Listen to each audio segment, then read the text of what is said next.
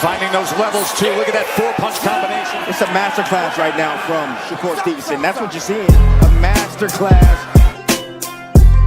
And Shakur meeting them with straight left hand. Oh, and there's a knockdown scored with the left hand.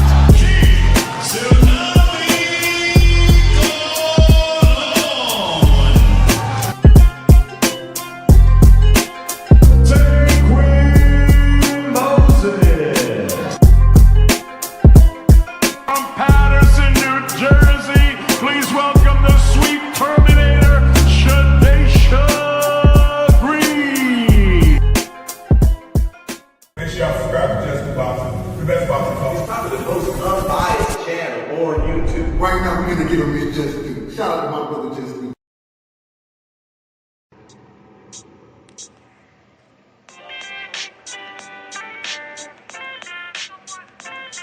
Yo, you know the deal. We back again. We never slacking. Word 'em up.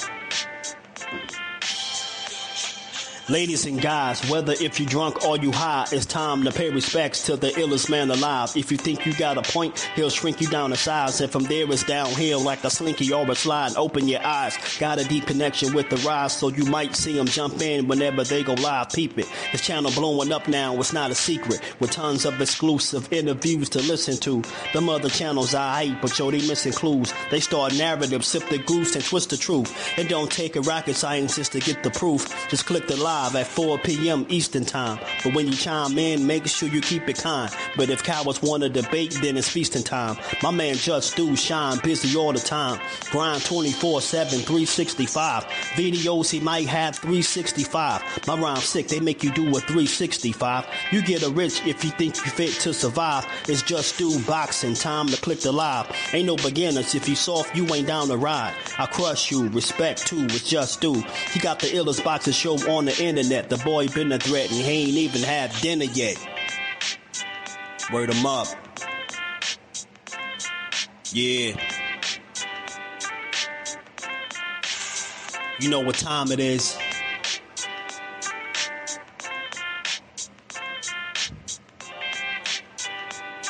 $4 p.m. Eastern.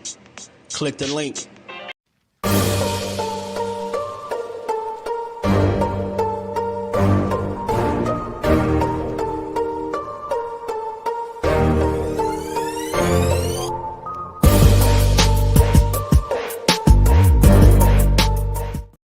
Do you foresee yourself being in, let's say, more thrilling fights as you get older? Basically what you're saying is, Floyd, get beat up and get some black eyes, then get your hand raised. No. Stoop to everybody else's level and be stupid. When you get older, I'm saying, when you get older, do you think there's nothing cool about taking punishment, getting beat up, getting bloody lips, and getting a check. The coolest thing I can do, I can dominate you, shut you out, and make crazy money, and go home and live with my family in a very, very comfortable and happy way. That's how I like to do it. Lifting weights and being strong doesn't win fights. Having great timing and being a very, very smart and intelligent fighter wins fights. I mean, I've been in there before with guys that was a lot bigger and probably hit a lot harder and a lot stronger.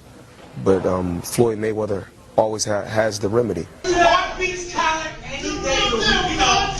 Okay. Well, 37 opponents had a heart, and all of them came up short. Speed kills, I guess, right? Watching you in person is a lot faster than on TV, man.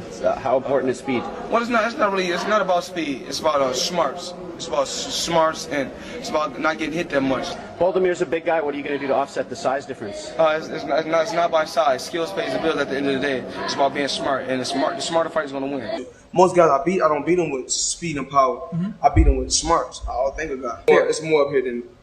Yeah. Bring the truth or tell on your ass what you're doing or what you're not doing every single time. You can lie, you can bullshit and all that, but when that bell rings, if you ain't put that work in, it's gonna show, bro. It's gonna show. Not to mention y'all in a sport that can cost you your life. Literally, you can die in this shit. So if that's the case, man, if you're gonna do this, don't bullshit with it.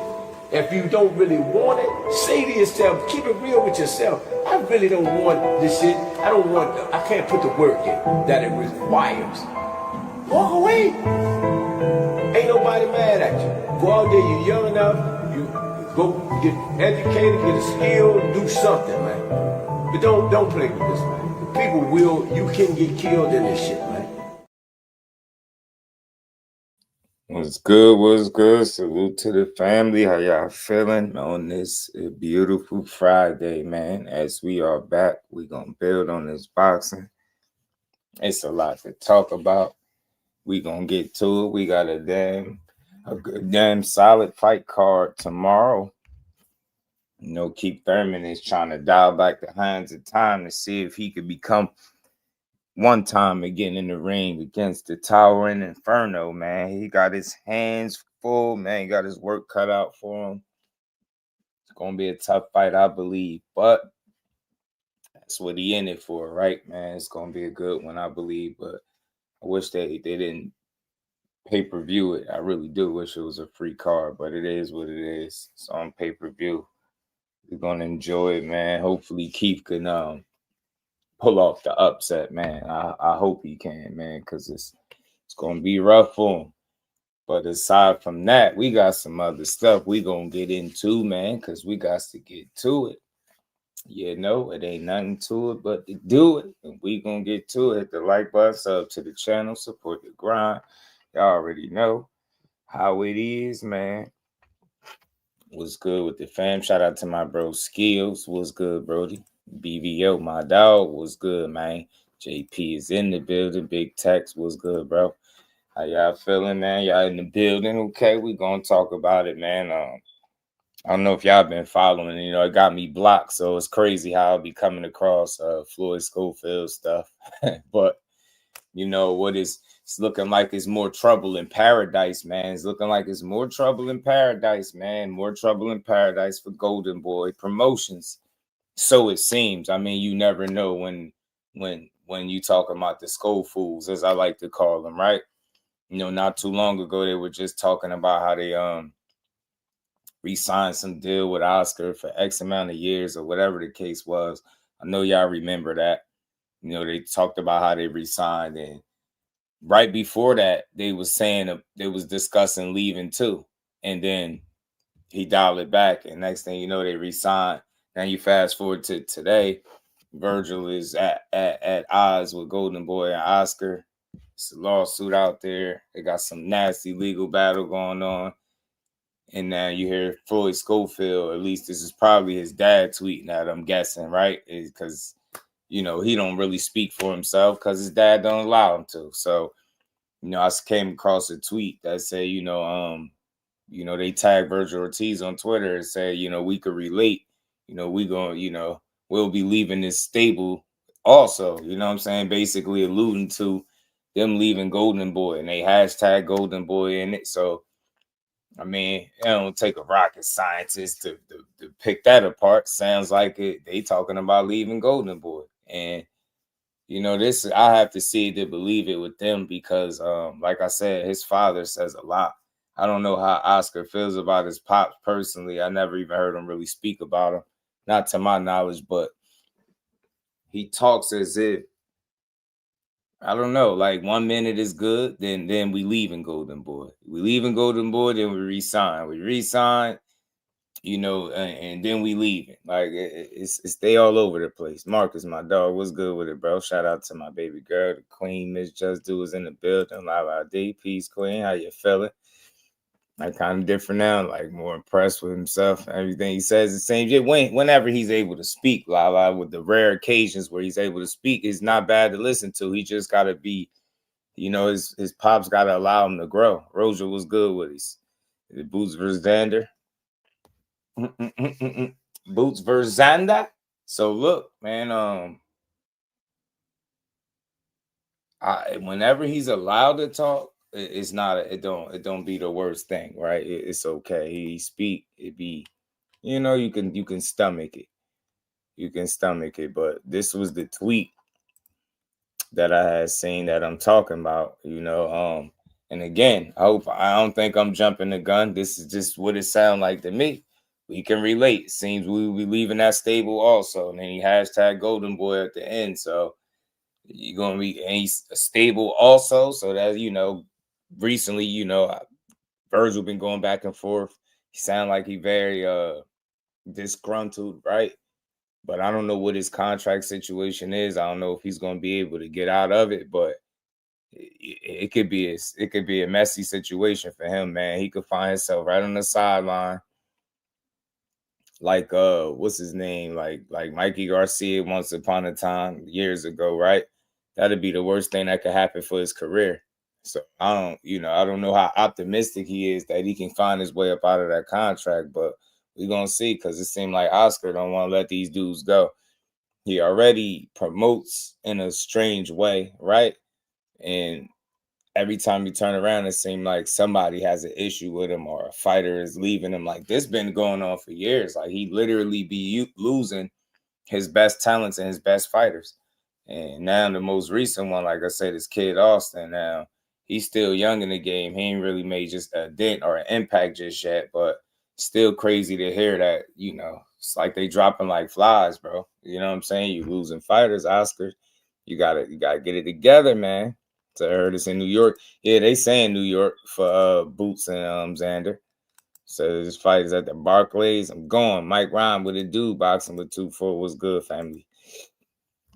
Yeah, if it's there, that's the place to be. I mean, I seen Boots at the Wells Fargo, New York is just like that's hop, skip, and a jump for us, man. So it's worth it.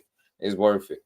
You know, I think that they was targeting, they say June 6th or something like that. Hopefully, man, we get the official announcement. Like I said, you seen Xander out there promoting. He already he gave it away. You know what I'm saying? He did everything but announce the fight. And you know how Boots is. He gonna take his time as well. So I'm guessing Xander will be announcing. Are they gonna be announcing this fight soon? Like I said, I keep hearing that everything is on the up and up, and they real close to inking the deal. So let's see it, man. Xander is he pushing for it, man. I think people gotta give him a lot more respect if this fight get announced. You know what I'm saying? Because he really pushing. You know what I mean? He won it. Not a lot of guys do that. Shout out to the homie Jordan. What's good? My dog, man. What's good, man? So we'll see, man. But we probably going to speak on that a bit more later on in the show. But this is interesting, man. Trouble in Paradise, Kid Austin, man, and company. And this is probably a tweet that his dad put together. You know what I'm saying? Tagging Vergil, saying they'll be leaving. Okay, well, pack your bags. Y'all better have a game plan. I'll tell you that.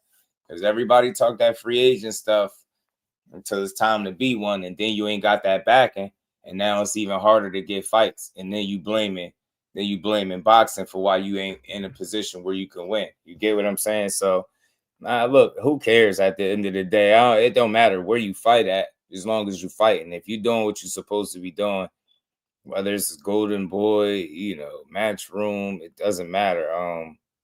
PBC, if you handling business, then don't matter where you fighting at. People gonna support it. But I think in their particular case, man, these two, Pop and Son, man, I mean, they've been winning. You gotta give them that. They've been winning, but it's just been a lot of fluff with them. It's been a lot of fluff, injuries, unnecessary injuries, and stuff like that.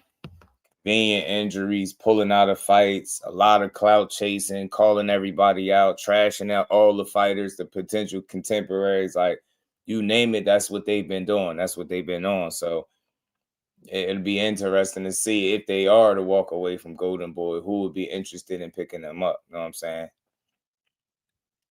Acumen, what's good with it, bro? How you feeling?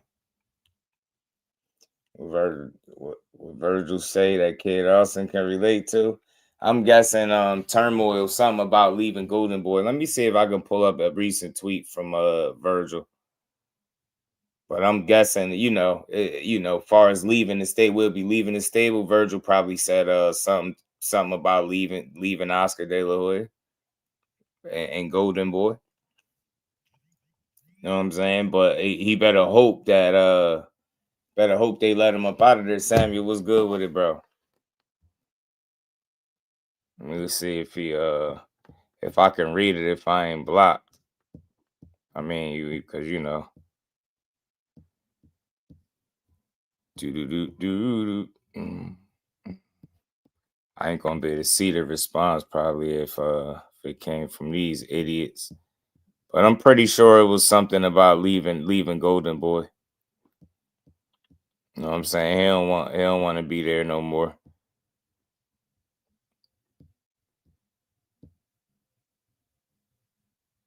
He said he gonna shit on anybody that's anyone that's in the public saying he's scared to fight. Damn.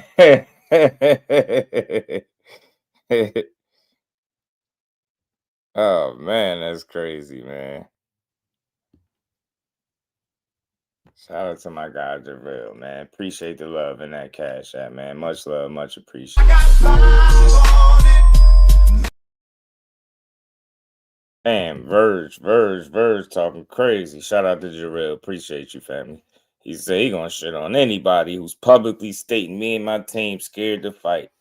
But yeah, I don't see no recent tweet from him or nothing. But I'm sure it has something to do with Golden Boy though, by what Kid is saying.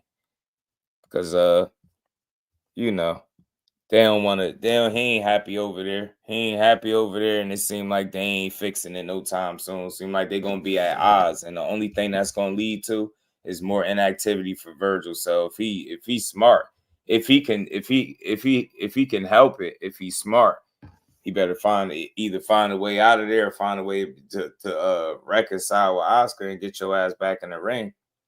Because it's unfortunate, but those be the battles that you can't win.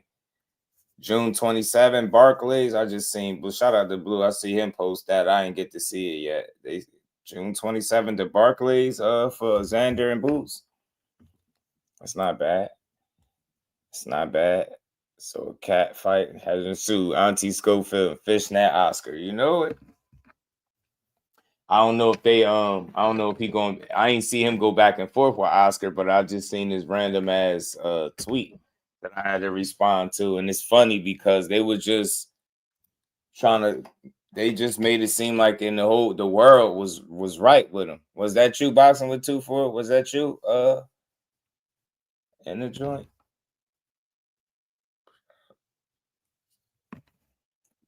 They try to make it seem like everything was peachy. Yeah, Lucas body. We fighting Tank. We fighting for Tank now. We fight for a title. We fight for a world title next. Like that's how he. Oh no, I thought that I was just making sure that wasn't you. All right, bet. Nah, I was talking about the cash. Shout out to Jarrell. I ain't seeing man here. I just wanted to make sure I ain't mixing up the names. Shout out to my guy though. Yeah, I gotta pull this video up. Sure, Oscar we clapping on Thursday. Yeah. I got a video from Oscar when he was on the Ariel Helwani show. We're gonna get to that too, because he was talking about Team Ortiz pretty much. And that's why I say it's looking nasty, because this is how you know people be selfish and everybody just don't be having the same exact common goal. If you figure you got a manager, your manager should be working hand in hand with the promoter to make sure he's putting the client, which is the fighter, in the best position possible. No way, no how in 2026 should Vergil Ortiz go from saying how Oscar checked up on him, calling him on Christmas and all this stuff, to now suing and wanting to get up out of the contract to he won his walking papers pretty much. Like, that's a quick turnaround. And it just goes to show you that everything ain't what it seemed, man. If these dudes all had the same common goal, it shouldn't have had to come to this. Somewhere along the lines, there had to be a miscommunication or some discrepancies along the line where people didn't see eye to eye. And that's the unfortunate part about this boxing game, because whenever you got your manager going at your promoter, that's stupid. The guy that's putting on the shows for you, right, promoting you, pushing your brand and your name. Now your manager, the one that's supposed to be getting you fights, is arguing with the guy that's putting on the fight. You get what I'm saying? It become messy and stupid. And then the main person that suffered is the fighter. He take the biggest hit because now they're not able to perform and they sitting around on the shelf as time going by, losing prime years. And if you Vergil Ortiz, this is something that you can't afford. You already lost valuable time, with your Rabdo situation. So I don't know if him suing was a matter of getting bad advice or whatever, but it seemed like the lawsuit thing or the legal situation ain't going in their favor, right? It looked like it's going in Oscar and Golden Boy favor. So again, if the end result is you ending up being inactive and begging to get out of a contract that he ain't gonna let you out of, yeah, the advice is gonna look like it's bad because the results didn't follow anything positive, right? Nothing positive followed you suing him, right? He didn't bend, he didn't break, he didn't fold, right? Y'all still on the outs. Y'all not on the same page. It don't look like you getting in there no sooner than you was before. And then you fast forward to today, like I said, man, you got Schofield and Pops and company, I guess the Schofields, as I call them, got them talking about, you know, leaving the stable. That's the only stable I could think of, Golden Boy. I don't know what they plan B would be. It don't really matter as long as the kid get an opportunity to fight. But they better play their cards carefully because not everybody might not be in on the Schofield business, all right? You know what I'm saying? Not everybody might care about you being a free agent or wanting to pick you up. Who knows? But we're going to see how this unfold. But I'm going to play this video. They was on Punch Drunk talking to him. I think they were complaining about the sanctioning bodies. At the end of the day, they've been telling us for at least 2-3 fights that they're going to be fighting for the title, and they ain't fought for one yet. Get what I'm saying? Shout out to my dog, Cal Cooler. Blessings, family. Mike Mazik was good with it, bro. SP got beats. What it do, man? Let's keep rolling, man. Let me pull this joint up for y'all, man. It's just trouble in paradise, man. When it rains, it pours. But lately, man, Oscar ain't been taking no L's, man. Oscar ain't been taking no L's, man. You know what I mean? Oscar out here, he said he bulletproof, huh? Said you got lawyers, Virgil, I got lawyers too, huh? You know what I'm saying? He ain't going nowhere. Where else could he go? Have somebody relate to that fish. Right? He better hope if that's really what he doing and he leaving that they find a better option because, look, you can say what you want. Right? He could, but Oscar Delahoya at least sounds like he believes in the young Schofield. So you better have a backup plan. Don't just pack your bags. Kid. But if I'm being honest, it was like, man, I don't even care about being a world champion at this point. I've been working over it. You probably right, bro. Zuffa throw them a bag and they be all over it, bro. Let me take this tweet down so I can see this, man. We're gonna get to this, man. Them Schofield people. I hate to say, I never wanted to get to this point, but if I'm being honest, it was like, man, I don't even care about being a world champion. Ain't no better option, right? I've been working, you know, ever since that JoJo Diaz incident. After my hand healed up, I've been in camp ever since. And of course, we found out that Tank got stripped or was made champion recess like early January. So since early January, early December, I've been working, thinking, you know, my next fight, Lucas Body, world title, possibly an interim. But that they told us a world title because he wasn't the champion anymore. Just for them to tell us that we're gonna be fighting, you know, practically a tune-up for my next fight. Like, so you mean to tell me I've been working this hard? He's not a tune-up. Well, I'm not saying the nigga got 30 now, got 34, 30. The guy no, you can't tell him. You cannot tell him. I can't make the official announcement, but he's not a tune-up. No, for me, he's a tune-up. I'm not. You're not going to make this official announcement because he's constantly knockout. Shut up. Like Kid said, man, that's why you got to let the youngins speak, man. We need to, what we do? Need to sign a petition to let Kid Austin have his own interview? Damn. He say he feel like he a tune-up, He's saying to me, he a tune-up. You talking about, first thing he about to say is the reason the dude ain't a tune-up because of how many knockouts he got. I'm telling you, he think, talk, and sound like a casual, man. Shut up. He is a tune-up, man. That dude knocked out multiple times, bro. Tuned up. Especially if he fighting the greatest fighter in the world. They know the 5 styles of boxing. You know the 5 styles of boxing. This shit is a tune-up, especially when you master the 5 styles of boxing. Yeah, I ain't trying that. Fonseca, you're not about to sell me that Fonseca some type of threat. We ain't going for it. 704 Joe, what it do, my guy? Yeah, I think Francisco Fonseca, that's the guy that they say ain't gonna fight next. He kept telling everybody Lucas Body and, you know, Tank this. We gonna be fighting for Tank Bell next. Now they talking about dropping the titles. We just gonna vacate the titles. Forever G's, what it do, family?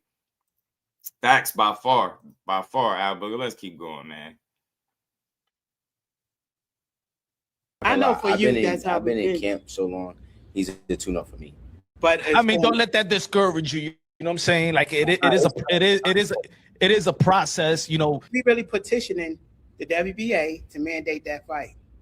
You're gonna file a grievance? If it's over with, either Tank fight, get in the ring, or he go wherever, get stripped. Like, come on, we ain't gonna call it out. Everybody think, oh, they bluffing or this. Nah, we want the fight. That ain't even funny, yo. I'm just laughing at him. Not Kid. It's unfortunate. Shout out to Kid, but I get it. There's nothing personal, but Pops be on BS, man. He promotes you in a very strange way. Like, he's too much of a mouthpiece. It should be Kid. He grown, man. Let the man speak. Get what I'm saying? Yeah, we gonna mandate the WBA, the Tank or strip him. Y'all really think y'all getting a Tank fight? What and why? Why in the hell would they give y'all a Tank fight? Because y'all beat Tevin Farmer? Oh, y'all number one. Which y'all number one in the sanctioning body? What? Well, y'all not getting that fight. You're not getting that belt. And word got back. Did they reinstate Tank? Did they reinstate Tank? Yeah, I guys got a post in my joint. They said they reinstated him. Yo. Shout out to Tank, man. If they reinstated him, you ain't getting that belt. You could forget about your job, mother. You know what I'm saying? You could forget about that belt, G. God self, what it do? Forever G's, what it do? You could forget about that belt, mother sucker. You know what I'm saying? You ain't getting it. Hey, see? Y'all talk all that talking and talking, bro. I guess he be trying to manifest it. When he be up here talking, he be manifesting. But now you be lying, bro. Like, at some point, like, it's time to try a different approach. Your manifestation skills is trash. It's not working. You just coming off as a liar, man. You coming off as a liar, bro, and you using your son name to do it. You could forget about that belt, mother. You know what I'm saying? It's over. Did they reinstate Tank? You could get in the back, get to the back of the line, man. Y'all gonna be fighting over there. Y'all, Oscar gonna have y'all fighting tune-ups till you 32-0. I'm telling you, Oscar about to play. Yeah, y'all gonna have to get away because Oscar about to play. You see what he did to Vergil? Vergil had the biggest fight of his life. Oscar said, nah, man, we gotta get you more money. Next thing you know, Vergil said, sue. Put them laws on him. Know what I'm saying? Now it's not working in his favor. Career in turmoil. Know what I'm saying? Golden boy Oscar out here. Oscar is really, Oscar got y'all like, man, yo, he got y'all tied up, man. It's looking rough over there these days on Golden Boy. Y'all all right over there? Blink twice if everything not good, kid. You know what I'm saying? Pull your shirt sleeve up. Bust out your shirt if everything ain't good, bro. Motown, what it do? You know what I'm saying? What's good, man? Y'all stupid, man. What's good with it? Say they thought they faked the injury into a title shot. Yeah, like, bro, y'all got bit by some bed bugs. Got bit by bed bugs and thought off the bed bug bite. Y'all was gonna get a Tank fight. We gonna ask for him the WBA. We could strip him. We gonna ask WBA strip him, mandate the fight, strip him or something. Nah. Y'all said what you said, fam, because I played that video too. What you said, fam, is y'all was fighting for the title next. As a matter of fact, it's some videos a while back where you was flexing like regional titles, like WBA regionals. Like, nah, I remember, bro. Not so fast. Now y'all don't want belts no more. Y'all trying to leave Oscar. Y'all better chill. I'm telling you, Oscar get y'all pink slip. It might get spooky in free agency, man. You know what I'm saying? It might be spooky in free agency. They might not want to pick up Muscles Malone with Daddy Chompers. You know what I'm saying? You got to fall back. Let Kid handle this. Kid is all right, man. Let Kid do his thing, bro. You messing up opportunities, bro. You got to chill. You know what I'm saying? You done clout chased your way out of a big fight. You done priced your way out of a big fight. You done got bit by bed bugs out of a fight. Injured rib out of a fight. Like, you got a track record that ain't looking good. You blame the Saudis. Saudi ain't rocking with y'all. You better choose your next step wisely. You better go ahead and get that tune up in and chill out.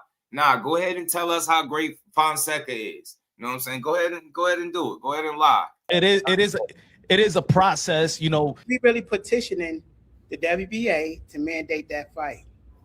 You're gonna file a grievance? If it's over with, either Tank fight, get in the ring, or he go wherever, get stripped. Like, come on, We ain't gonna call it out. Everybody think, oh, they bluffing or this. Nah, we want the fight. We want the Tank fight. He's the champion, whether he's in recess and limbo or this. We want the next fighter. Either the belt gotta go. Come on, we can't wait for Lucas' body to need more time. Go to the next person that's fight for the title. I'm saying there was a number 3. There was right. A like, Roach. Come on, what are we waiting for the title? Lamont Roach. Nah, they talking about Lamont Roach as a pay. The fans want to see that. Find your own smoke. Nah, find your own smoke. I thought y'all know Oscar and nobody. Y'all picking y'all opponents. I thought y'all making your own moves. It get rough out there, right? Y'all better chill. Let Oscar get y'all them tune-ups. Because the last thing you want to do is be inactive. You know, I'm trying to tell you. I'm telling you. Don't go playing with that, man. Oscar is on a tear right now. He out here, him and Verge beefing. He going back and forth with Rick. You know what I'm saying? Text messages getting leaked. You know what I mean? Oscar liable to, man. I'm telling you, y'all got to chill. Now ain't the time to try to ask for no walking papers. It might get bad. I better just sit tight, tell Oscar I appreciate the opportunities. Ask him when do he want y'all to fight Fonseca, man, and just go ahead and do that. Know what I mean? Say you had on a hospital gown for dehydration. So I don't think they made for real. Man, I'm telling you, after that Al Heyman slip up, he been on point. He better chill. He gotta get together. How about can y'all use that like veto y'all way into the 140 and fight for the champion at 140 with the and y'all number 1 in the WBA? Man, you know, yo. My bad, y'all. Y'all know about it, folks. This ain't no way on the leverage. No, they can't do that. Ain't no way you didn't know the answer to that question before you asked them that. No, they can't do that. Nah, they can't do the. No, they ain't leveraging to fight no champion at 140. What is he talking about? Well, what, a regional title? How the hell they gonna do that? What's the leverage? Did I miss something? Like, what he asking him? Like, they don't got no leverage, bro. Nah, man, ain't got no damn belt. Them regional, them shits look good, but they ain't the real McCoy. You're not recognized by none of the major sanctioning bodies as no damn champion, bro. What you gonna bring a regional title to the table? Tell them you about to like what he just asked. My bad. This shit is funny. How about can y'all use that like veto y'all way into the 140 and fight for the champion at 140 with the and y'all number 1 in the WBA? Like veto y'all way into the 140 and fight for the champion at 140 with the and y'all number 1 in the WBA? Do that if they had it offered. Man, if they can't give us the shot. Hell no. If once you start using words like veto, nah, bro, it's over. Nah, try to get fancy. Nah, bro. There ain't gonna be no vetoes or nothing. There ain't gonna be no exemptions, nothing. We ain't gonna be granting no requests or nothing. Fight your way to the top. You know what I'm saying? Fight your way to the top, bro. Nah, not off the bed bug bites, bro. Hell nah, you gotta fight your way to the top, G. Talk about you can't veto your way. No, hell no. You see them sitting there, look at their face, head all cocked to the side. You know the answer. The answer is hell no, sir. Hell no, they absolutely don't have the power to do none of that. You know what I'm saying? None of that. And if they did, they probably still wouldn't do it because they probably ain't trying to go to 140. Not right now. Manuel, what's good, bro? How you feeling? It's not Rock Nation. Yeah, what is he talking about?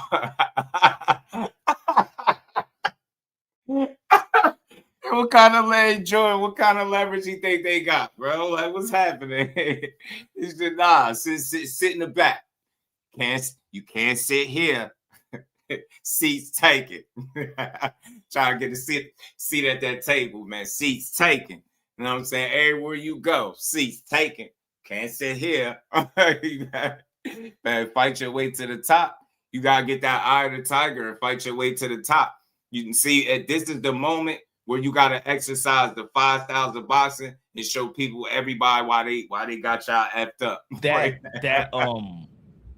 Like veto y'all way into the 140 and fight for the champion at 140 with the and y'all number 1 in the WBA. Do that if they had it offered. Man, if they can't give us the shot at 135 and we number 1, you think they're gonna give us a shot at 140 and we never campaigned at 140? Hey man, I'm looking at every avenue. You know what I'm saying? We're looking at because look at kid. He down. He down. You know what I'm saying? He don't want to I'm tune not up. gonna lie. I'm not. Kid got his head hanging to the side. He like, man, damn, man, he got me fighting Francisco Fonseca. Man, this is a damn tuna. Pops over here. Now he ain't no tuna. He got 30 knockouts. He got 30 knockouts. Shut up. He a tune up. Especially when you fighting the greatest boxer of all time, the greatest boxer in the world. Like if he fighting the greatest boxer in the world, Fonseca is a tune-up. If he really mastered the 5 styles of boxing, Fonseca is a tune-up.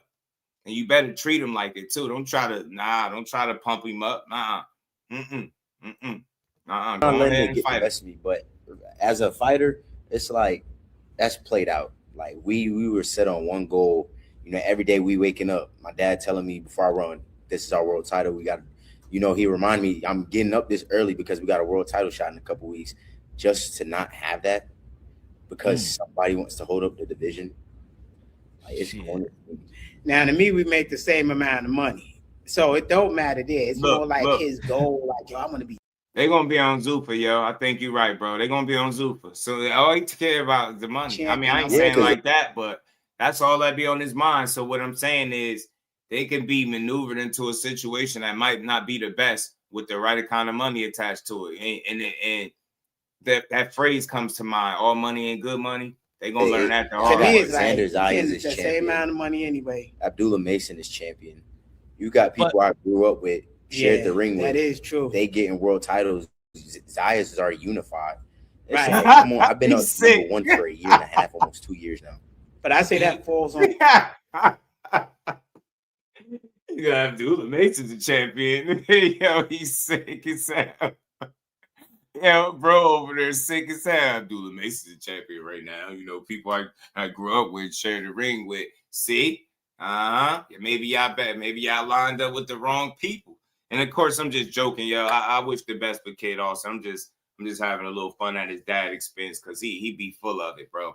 He do too much wild stuff, like, and I think he could be the problem.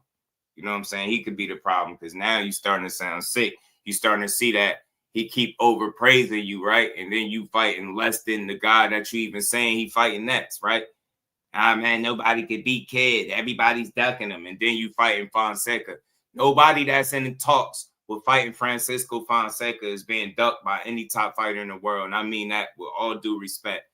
But instead of just being genuine and honest and saying, yo, y'all not in position to make these demands and y'all got to just fight y'all way to the top. You get what I'm saying? Or knock off some more people and then they're going to have to fight you. You want the world to believe that the entire boxing world is somehow ducking your inexperienced son. Yeah, he's talented. Yeah, he's athletic. He got speed, got good power. He can crack for sure, man. He can go. He can switch and all that stuff is cool. He be in shape, all that stuff. But at the end of the day, you're not in a position that you would like to let the world know that you in. And if you start being more honest there, then you could start understanding the landscape. Because, like, in what world do you think you come off a Tevin Farmer fight and get a shot at Tank? You know what I'm saying? At what world? Like, again, you got to make it make sense. Because one minute you saying this guy, then you blame that guy. Every single person that you can't get in the ring with, you got some type of wild reason as to why it's not happening. And none of it is about you. You blame everybody for not fighting this dude. Nobody want to fight him. And I'm not thinking that's the case, bro. I think he is smoke and mirrors, right? You know what I'm saying? Smoke and mirrors, and that shit is catching up. 12-3s. Teach was good with he said Sanford and Son. Shout out to Bruce Gas, the OG. How you feeling? Just to not have that. Better somebody move up. Wants to hold up the division. Like, it's now, to me, we make the same amount of money. So it don't matter there. It's more like his goal. Like, yo, I want to be champion. Yeah, because to me, it's like Xander Zayas is the same amount of money anyway. Xander Zayas is champion. You got people I grew up with, shared the ring with. That is true. They getting world titles. Yeah, but they on top rank too. Xander Zayas and Abdullah Mason, they on top rank. You on Golden Boy, and no disrespect. Look at Vergil Ortiz. Look at Vergil Ortiz. He's way further along than you. He's fought more quality opponents, got a bigger name, and he still ain't no champion either. So you got to think maybe it's time to look. Maybe that's why they talk about they'll be leaving the stable. Maybe they tired of the way Oscar moving them. I don't know. But that's what it seemed like. Why else would you want to leave? Shout out to Pooh. What's good with it? It's crazy. Say he was better off losing than Shakur. Right. It's already unified. It's like, come on. I've been a number one for a year and a half, almost 2 years now. But I say that falls on our promoter. That they gotta just like step on that a little faster. Like they can't say that, oh, he got injured. JoJo Diaz wouldn't have got us anywhere closer at all to Tank or anything else. It's like, come on. Our promoter got to do what their promoter is doing. Not shitting on our promoter. He's a great promoter. But come on, look at his peers that he's been in camp with, been in the ring with, grew up with. Like, come on, how is this balancing out? I know these dudes since I was like 11. It's wild. There's people that get elevated. There's people that get the email. There's people that Yeah. All that is cool, but y'all still chose to go with Oscar. And again, this is how you know what's going on now is a prime example of what I've been saying. And I don't think I know it all. I ain't saying I know all of their business. But if it was the way he's told us on a number of different occasions that it was, like if they pick who they want to fight and they don't work for nobody, like he make it seem like the choices and everything is up to them. And then you come to find out that basically you putting the onus on Oscar for what's going on. You like, come on, man. Your peers and people you share the ring with is getting opportunities at titles. They champions. Xander Zayas a champion. You know, you get me. Dula Mason's a champion, but they're not being promoted by Oscar De La Hoya. Look over there at Oscar De La Hoya and look at the people he promote and look at how he move them. He told y'all before. You should have known what it was when he told you not to take the Shakur fight because of basically y'all's inexperience. To sum it all up, that's what he was telling you. Don't take this fight. Y'all inexperienced. You're going to mess around and lose this fight. You don't have the experience. If you come with me, I can get you the fights and I can make you a world champion without you get you the experience. So when you get the world title shot, you ready, prepared, and you win it, right? Now, you see what's going on. Maybe they don't trust the process. Maybe they got to get trust the process on, man. You get what I'm saying? They got a little opportunity, a title opportunity already. I'm telling you, bro. They did get one, man, and messed it up, man. It's crazy, right? They just fight for a vacant title and it's like really a nobody versus nobody. No disrespect to saying that, but I think if you would have, if you can't get I don't know the name yet, but let's say if y'all would have had another name like a Gary Russell, who's at 135, and yeah, probably he's past his prime, but you put another name like that, yeah, it's like. It's not a world champion, but still your resume is better than the champions. I called him out already. Gary Russell? Yeah. Nobody picking up, man, let me tell you, Punch. They looking at this boy and these dudes is, I'm not saying Gary is scared, but I'm saying we called him out already. Gary, we didn't hear nothing. It's crickets. But anyway, we want all of them. Anybody that they say is the best now, we want to get him in the ring. These people, not saying the box is scary. But their people are scared. That's what I was saying earlier. The representative. Like, oh, hell no, we ain't putting with all of them. These guys are really running, ducking, hiding, everything. It's like crazy. They ducking each other. Hey, I do. Nah. That's the part I had the problem with the most. Like, he really has tried to convince the viewing public, listening public, that the reason that him and Shakur, his son, didn't fight is because Shakur is running and ducking from him. And he don't want to give him an opportunity, as if he had anything to do with him not making it there. You get what I'm saying? That's the crazy part, man. It's annoying. And based off that, if you start off with that, you already lying on that dude. Now you're convincing the world that all of these fights that are not on the table, we can tell that they're not on the table. You want us to believe that everybody's just scared of you. Your call-outs are they not to be recognized. They don't mean nothing, right? They're empty call-outs. And what I mean by that, there's no substance to them because you're calling people out that's not on Oscar's radar for y'all. You don't see him talking about making a fight with Kid and Gary Russell. Like, you get what I'm saying? Y'all, you throwing names out there that people respect, but that's the thing. With his inexperience, man, I think he's less than likely to fight these name-recognized guys. And if you're going to keep trying to convince the world that everybody's scared, you make it easier for people to ignore you because don't nobody really believe that.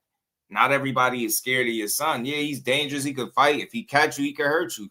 Do Dude, work hard and all of that. He got some qualities about him that people could appreciate and like, but nobody's running and hiding from him. You trying to make it seem like the entire boxing world ducking. Meanwhile, saying how you fight for a title next. Then when you don't fight for a title next, now it's y'all gonna be leaving the stable. Now it's we ain't shitting on Oscar, but you pretty much you ain't happy. You disgruntled, right? You ain't trashing him, but y'all ain't happy over there. Y'all should have known. He told y'all to do what he do. You get what I'm saying? James was good with it. Nah, he talking about Mr. Gary Russell, not Gary Antoine. Mr. Gary Russell, not the younger bro.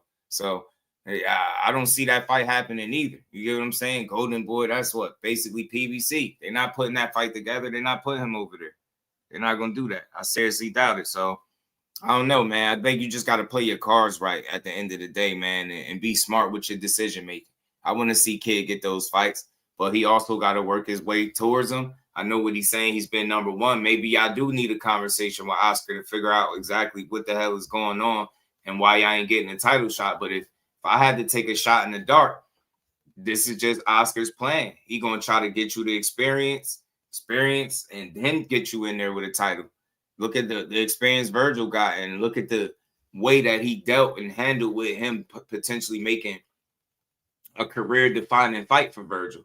He go in there and beat Boots. That's a career-defining fight. Hell, with titles like now, you could run down on everybody. You done beat Boots. They got to fight. You get what I'm saying? So I don't know. I think you got to look at Oscar, bro. I think you got to look at Oscar. Yeah, man. Shout out to Sid too. Lisa, peace to the queen. How you feeling today? Always good to see you. Let's keep going though. So I'm rooting for Kid, but I think they need to get on the same page with Oscar or get them walking papers like he mentioned. Like that Lamar Roach fight for you. I know he's what, number 4, 5 in the WBA ranking. I would put hands on Lamar. Lamar will get destroyed. No, listen, let me tell you this. The funny thing is Lamont did whatever with him. Lamont never called us out. Even after he went up to 140. He didn't stay to fight us. He got out of that division. See, cocky, but it's the truth. It's a fact. See what I'm saying? See what I'm saying? He think every move that somebody make got something to do with them running from his kid. That's stupid. Lamont Roach went up for an opportunity, man. How out of touch are you? And this is why you come off as disingenuous, and this is why people don't like you. It's not the kid. Shut up, man. Damn, Lamont Roach, he fought Tank. Why would he be scared to fight you, your son? Seriously, bro. Damn. That's the part that be blowing me, yo. Please, yo. Just shut up, man. That's not a dude that's scared. Even a guy like Shakur is telling you, Lamont can fight, man. He'll fight you. But then when it comes to a predator, you know what I'm saying? Like, it's all of a sudden they scared to fight. Everybody's scared when it comes to your son. Hell no. If that was the consensus for real behind the scenes, it would have got to the people. We would know that, yo, everywhere you go, they're ducking Kid Austin. That's not what's going on, man. Damn, bro, will you stop lying? Damn, it costs you nothing, man. He one of them dudes that just lied for no reason. Lie to kick it ass dude. Lamont Roach moved up. Yeah, I ain't being cocky or nothing. What are you being? Lamont Roach moved up for an opportunity. Keyword, opportunity, some shit that y'all need. Lamont Roach got motion that y'all don't got. And all back-to-back draws, he's still in position to get a damn title shot. He ain't thinking about y'all. What do you mean? Fight y'all for what? Fight you for what? If I'm Lamont Roach, who do you fight? Like, come on, man. What are you talking about? Fight him on regular TV or fight Pitbull on pay-per-view? Which one? Which one do you do? Fight Williams Zepeda possibly for the vacant WBC title or fight Kid Austin for nothing? What do you do? Damn, instead of saying that and being real, bro, you just lied to the people. Nobody's running from your kid, your son. Damn, some of these fights just really not on the table yet. And again, yeah, he could be a dangerous guy or risk to what guys got going on. So again, they're going to be less inclined to fight him if there's no real rhyme or reason for it, other than the fact that y'all on the sideline asking for an opportunity. Y'all not on people's radar because people don't take y'all fully serious. You won't even let the kid talk for herself. Get what I'm saying? The man headlined the pay-per-view, but all of a sudden he running from y'all. You get what I'm saying? This shit is bogus, man. Stop it. That's unnecessary. That's all I'm saying. Respectfully, come on, Pops. You got to know better than that. Supposed to be an OG. Ain't nobody. Everybody ain't running. know what I'm saying? Just be real. Be like, y'all don't think, when it's time, I don't think these guys gonna fight us. Say something, but it's just like you not where y'all, you not where you're making it seem like y'all at just yet, where you could look and be like, damn, don't nobody want to fight him. That's not the case. He not going through that. You get what I'm saying? He not going through that. Every time a fight fall out, everybody ducking, running high, and then when y'all get injured, we supposed to believe it. That's what I'm saying. You got to make it make sense, bro. You know what I'm saying? So it's wild.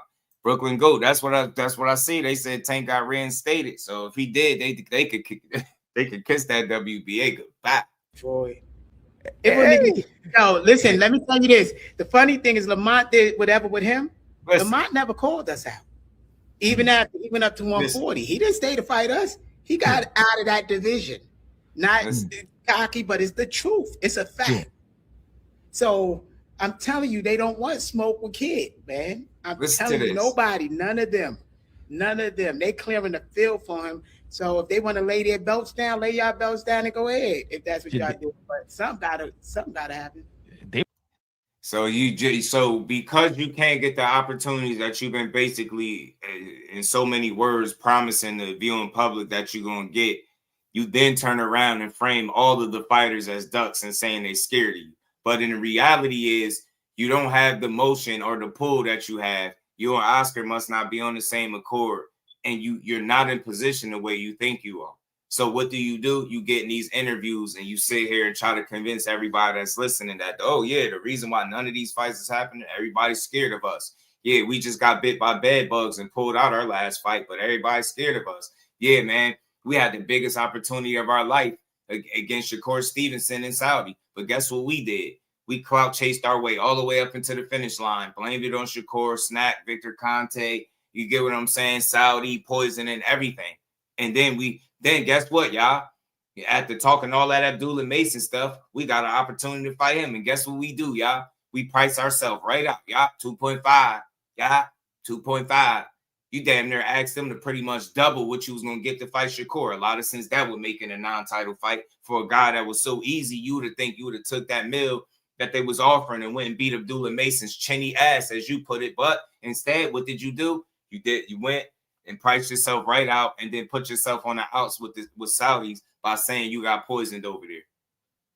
So now you really taking opportunities off the table. You burning bridges before you even get a chance to cross them. And now here you sit with your hands folded, trying to convince the world that Lamont Roach is somehow ducking you. Ain't nobody in the world ever mentioned y'all two fighting. Think about the size of the platforms that y'all fight on. Why would he fight you when he can take an in-house fight that's bigger than what you, or something that's more on his side of things, should I say, and make more money?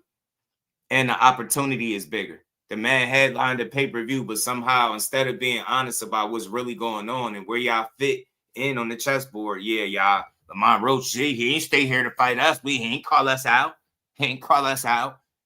You get what do that mean, bro? Call outs don't mean shit if the fight ain't happening. And Lamont Roach ain't no clout chaser, if you ask me. So he ain't gonna be sitting up calling Kid out just for kicks and giggles, man. He ain't gonna be doing it. Just weird, man. It's just weird the way they look at things and the way they frame. It's everybody. Like, it's the same old story. You know, nobody wants to fight Kid. They running, they ducking, they hiding. You know, lay your belts down if y'all want to fight. Literally, everybody got motion. Abdullah Mason just became a champion. There's no way in hell he running from you. Y'all had an opportunity. You priced your son out. You did it right out the fight, and y'all didn't get that after messing up the Shakur fight. That's two right there. You get me? Tank, you understand? He had a situation going on. From what I hear, he reinstated. You know he ain't ducking. You got bigger fish to fry. I get it, but you better go to the WBA. Sound like your issues with the WBA. It ain't Oscar. Maybe you need to go see what's going on with the WBA and why y'all number one and can't get a fight. You know what I'm saying? Maybe you need to talk to Oscar as well. Mr. Improv, what it do, man? You get what I'm saying? This shit is wild, man. Let's keep going. He went up to 140. He didn't stay to fight us. He got out of that division. Not cocky, but it's the truth. It's a fact. Yeah. So I'm telling you, they don't want smoke with Kid, man. I'm telling you, nobody, none of them. They clearing the field for him. So if they want to lay their belts down, lay y'all belts down and go ahead. If that's what y'all do. But something gotta happen. they better step in the ring with you now, cause you young, so they can't outage you. If I was in the situation, like a fighter within that, and I'm like, I got an opportunity to fight Kid, I would rather fight Kid now than when he walk into his prime. He's gonna be stronger, gonna have more experience. You know what I'm saying? He's gonna be more seasoned, all that. Like, I don't know, man. That's almost like what Canelo Alvarez. He should have fought David Benavidez when he was effing up, and you know what I'm saying. He should have fought him over there. Now you're like, nah, man. You kill him. I think that's how it's gonna be with Kid. It's gonna be the same outcome whether it's tomorrow or 5 years. You're gonna knock him out. Shit, man. I see. You could hear it in the voice, man. Kid is annoyed right now, man. He's like, man, F this. I mean, look, I feel him. Kid just working. He putting the work in. He trying to get his position. He trying to get his foot in the door to become a world champion. You know, nobody's knocking that, right? But I think the way they going about it, I ain't saying it's wrong, but it seemed like somebody ain't being honest with them. You know what I mean? Too many empty promises, whether it's fights or title opportunities that you're supposed to get, you're not getting them. And y'all continue. Like I said, I think you need a different approach. Stop trying to convince the world that everybody's scared and start trying to really figure out where y'all fit in on the chessboard and if y'all actually a priority over there at Golden Boy. And that's where, all due respect to Oscar and whatever you got going on, he sound like he believe in Kid, but when he also had the opportunity to speak, he sound like Kid need more experience. You calling for champions, it seemed like Oscar is calling for more fights so he can get more experience. I think right then and there, that's where the discrepancy is. That's where the issue is. Because every time they're in the interviews, they're talking about the champions consistently, right? So their message is consistent. They want opportunities to fight champions and things like that. But, you know, like I said, Oscar, even when y'all was getting that opportunity, he told y'all not to do it. Y'all still was going to do it. You just didn't make it there for whatever reason, right? You're just going to leave it there for today. But you get me? Like, he didn't want y'all taking that opportunity. And it's like, are y'all trusting the process? Are y'all all on the same page? Like I said, there's no way you could be, because I don't think y'all would be up here saying this stuff right here. You get what I'm saying? You'll know that now people are not ducking us. Guys got bigger opportunities lined up. We ain't really in position. These regional, regional titles don't hold no damn weight, no leverage, no nothing. We got to keep getting the experience in. The good thing is he is young. So best thing to do is stay active. You're doing yourself a disservice if you find yourself on the sideline because you can't get the particular fight that you want, right? You figure it out while keeping your son active. I think that would be the best approach, right? Meanwhile, he continue to get experience, fights under his belt. He continue to get paid while y'all figure out if Golden Boy is the fit for y'all. Are y'all a priority over there, right? Or are you just on the roster? You get what I'm saying? Because look, I mean, y'all not know Vergil Ortiz, and you see what's going on with them right now. So maybe y'all tweet. Maybe y'all need to go ahead and do what your tweet suggests. Maybe you just need to go. You know what I'm saying? Let's talk about it. What's good with it? Reef was good. Fair Lucas body call for a Tank fight before Kid Austin. He did. Damn sure did. WBA told him to go to 140. Sound like Tank behind the scenes making plays. Yeah, man. It's crazy. They can't do nothing, man. They seem like they trapped off, man. They gonna have to keep fighting, I think, Jordan. They gotta keep fighting. They gotta keep fighting. Annoyed, but like my dad, bro. Like everybody's saying, it don't stop. I mean, you still gotta fight. I mean, if they decide to hold, not give you a title fight for 8 more months, you gotta continue what you gotta do. But I mean, it gets to the point where it's just annoying. I like what he's saying. I like what he's saying right there. I like what he's saying. And I got we gonna cover a lot of these little clips. Shout out to Mill City too, by the way. He always sending me stuff anyway, but we're gonna react to a couple of these because they was this is what's been going on with them right now, right? They talking like they out of here. You know what I'm saying? They talking like they out of here. Let's go, man. Hold on, give me a second, y'all. I better have a backup plan, man, before you get them walking papers, man. And it's trouble in paradise. Some small bags and the big ones will come. And I get it. I think he got youth on his side. Let's talk about it. You get what I'm saying? I think so that, in a lot of cases, everybody's not fortunate enough to be as young as what Kid is and be able to go that route and the patient route. But I think he is in that position. And I understand he feel like he number one. He won his opportunities now and stuff like that. and it's understandable. It's understandable, but I think it's a conversation that he need to have and sit down with Oscar and figure out why exactly the opportunity's not, coming to fruition the way they envisioned it, right? But I think I think Oscar was very clear about what he thought about Kid. He's talented and all that, but experience is the best teacher. He need more fights. You asking for these fights now, it seemed like Oscar ain't completely 100% all in on making particular fights for him right now, right? Seem like and again, we've seen it a million times, right? You get these fights in, you got experience, and look, he looking over, he see what Abdullah Mason doing. He like, look, he got a title. Xander Zayas got titles. Come on, man. I've been sharing a ring with these dudes for years, man. What's going on? But I think different strokes for different folks. Maybe Xander and his people believe in him a bit differently than maybe Oscar believe in you. Maybe that's the case. They already looking over Keith Thurman, You know bro. what I'm saying? Maybe that's the case. Maybe they, you know what I mean? Maybe that, and some of that, you just got to look at it as it's about playing your cards right. And when you have a great team, they're able to get you these opportunities and you're able to take advantage of them when they see fit. Xander was in the right place at the right time. He been putting in some work, and those opportunities presented himself for him to do exactly what he did. Now you're a damn unified champion. You get what I'm saying? He played his cards right, fought the right fights, but he's in position because, Top Rank moved him accordingly, and they struck while the iron was hot. Unfortunately for y'all, I don't know if y'all y'all can't have, Oscar must don't have the same faith in y'all that these other guys have in their fighters. Or maybe he got different plans. If it ain't a lack of confidence and faith, maybe he got different plans for Kid, and maybe they ready to go for their title shot now. But I'm telling you, the worst thing you can do is be inexperienced and get beat. Don't get beat talking about, man, he need more experience if he had more fights, because that's Oscar gonna say, I told you so. So I don't know. More experience could be good for Kid. You know what I'm saying? So we'll see. Shit, just to hear that Vergil was like trying to fight Fundora, and Fundora already saying, yeah, they already looking over Keith Thurman, bro.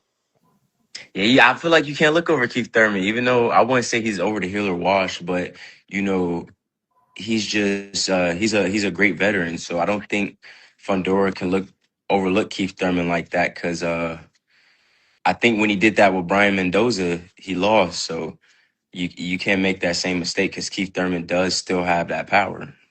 That's what he was known for. So do I think Fundora will win? Yeah. I think he could win if he uses his reach, but I don't think going into that fight with the mindset that you're just gonna run through him is a good idea. So Yo, what do you like about your Dominican roots? I love it. I'm starting to embrace it a little more. I do want to go to the Dominican Republic. The roots, just being Hispanic. You tell a woman you Dominican, oh my God, man. But then they ask you if you speak Spanish, and you say no. I'd be like, nah. But he married to a Spanish woman. That's the crazy thing. Yeah. So it's like, I can understand it sometimes.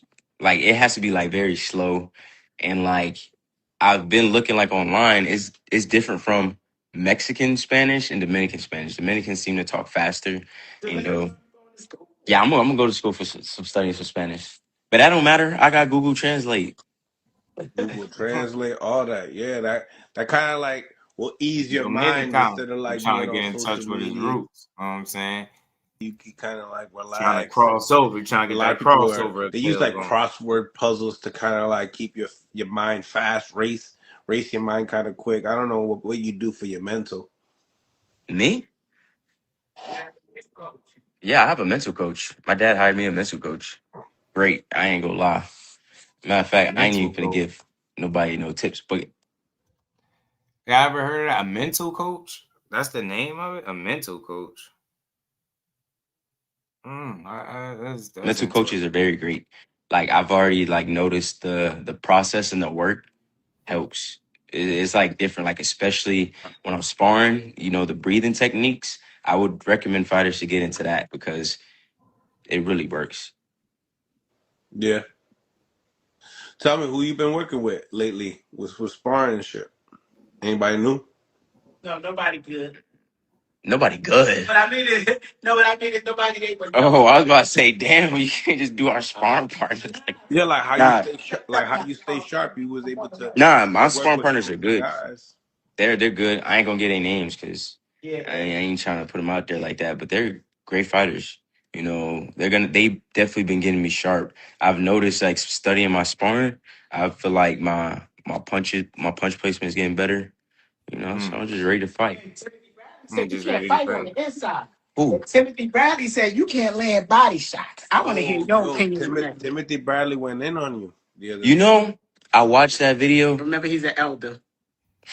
Nah. He's still an Yeah, memories of elder. Somebody sound like with a degree that made that job up. Therapist. Nah, he gotta say that. I ain't never heard nobody say no. I got a mental coach. Like, what the hell is a mental coach? You know what I mean, you got a therapist say that. Hey man, I don't think nothing wrong with therapy. John, what's good with it? No, I wasn't gonna say nothing crazy. No, I was yesterday probably, but no, like I respected his opinion for real, and I was like, you know what, that's my fault because in my fights, no fighter really had to bring that out of me. In my fights, I could practically do what I want and still dominate. I mean, it's not my fault.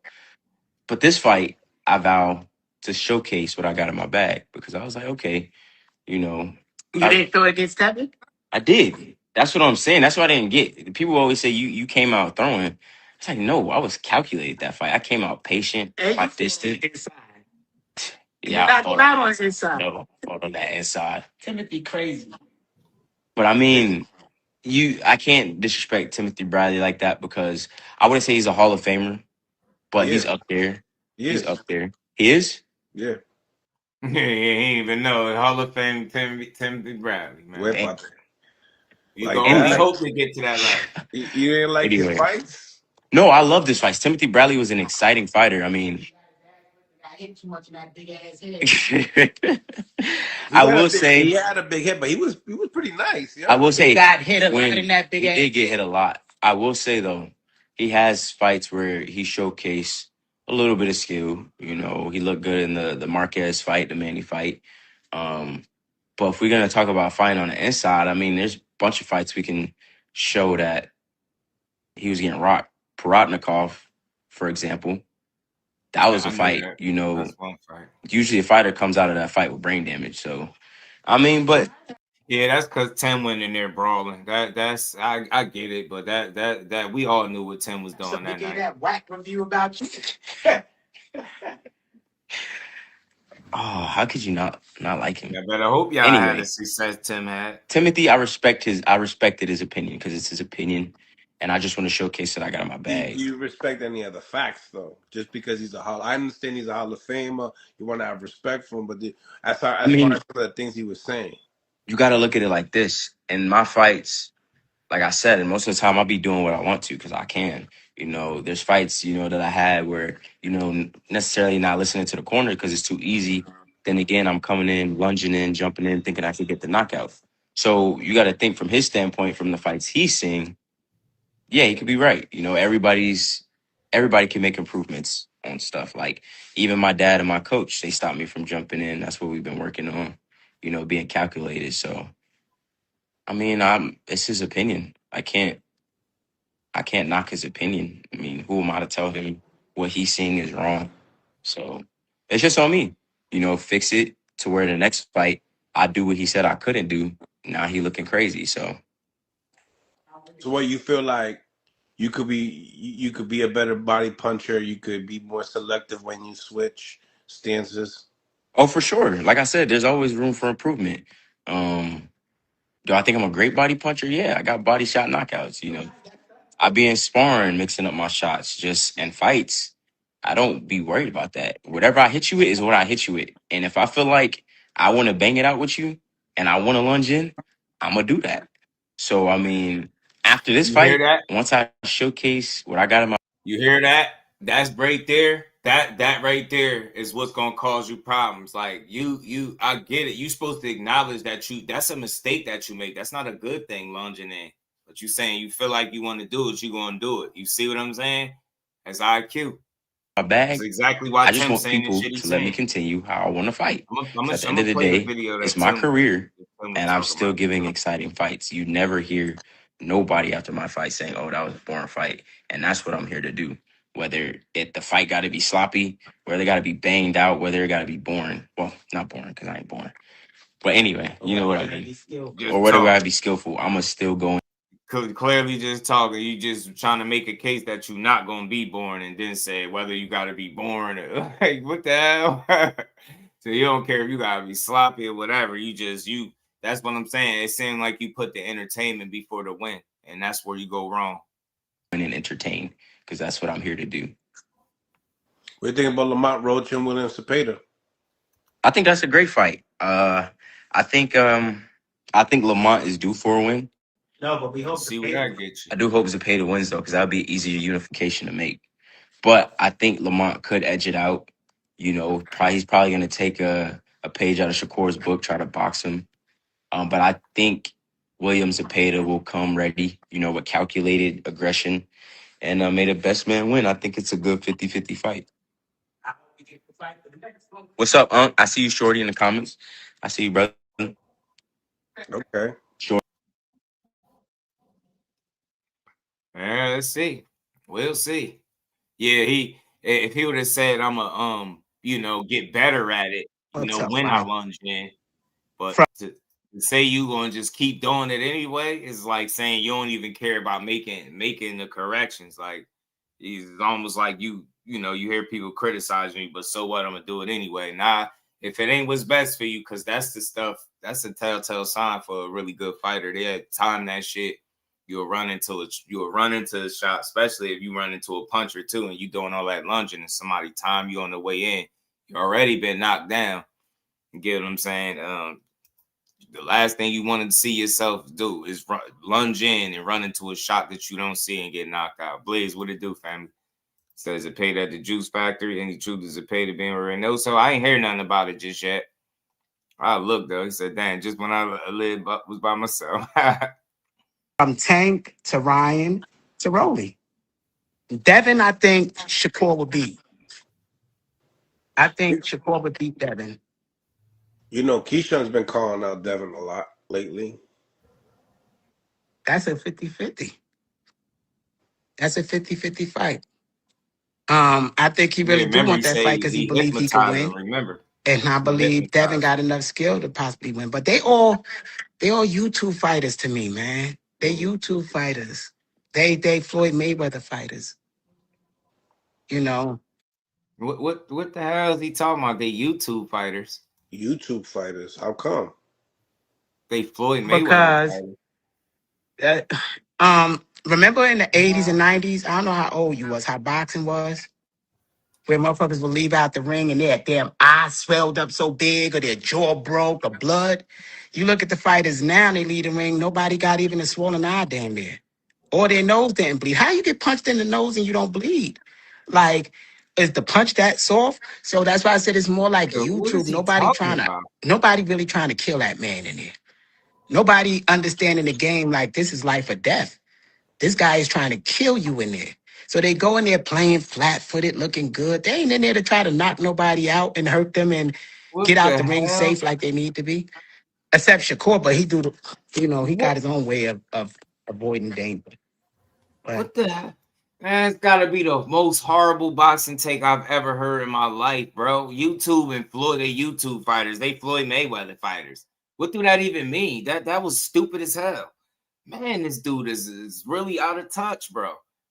He just be saying stuff. Just whatever come to mind. I'm just saying it. I don't think it. Just say it. Diarrhea of the mouth, bro. Man, notice all this negative criticism is for people that's further along in their careers than his son. I don't get it. At some point, you just got to start saluting people. You just called everybody a YouTube fighter. That don't even make sense. Call everybody a YouTube fighter, bro. Shit is ridiculous. Yeah, you got to get in there and fight. They not fighters to me. If you put them in the ring with Kid, you'll see the difference. Put it like that. Like you put Tevin in. Tevin he's not a YouTube fighter, but he's similar to that. What? When you put a real fighter in there with a YouTube fighter, look how long he lasts. He just referred to Tevin Farmer as a YouTube fighter. This dummy don't even know how to give credit to the wins that his son just got. Your son earned that victory, and you calling it a YouTube fighter. You compare Tevin Farmer to a YouTube fighter is disrespectful. You don't have a leg to stand on. You're not cooking. You don't have a point. None of that shit makes sense at all. It don't even remotely make sense what he's saying. This shit is ridiculous, bro. Because he's not the real fighter ain't love touching. He's in there punching.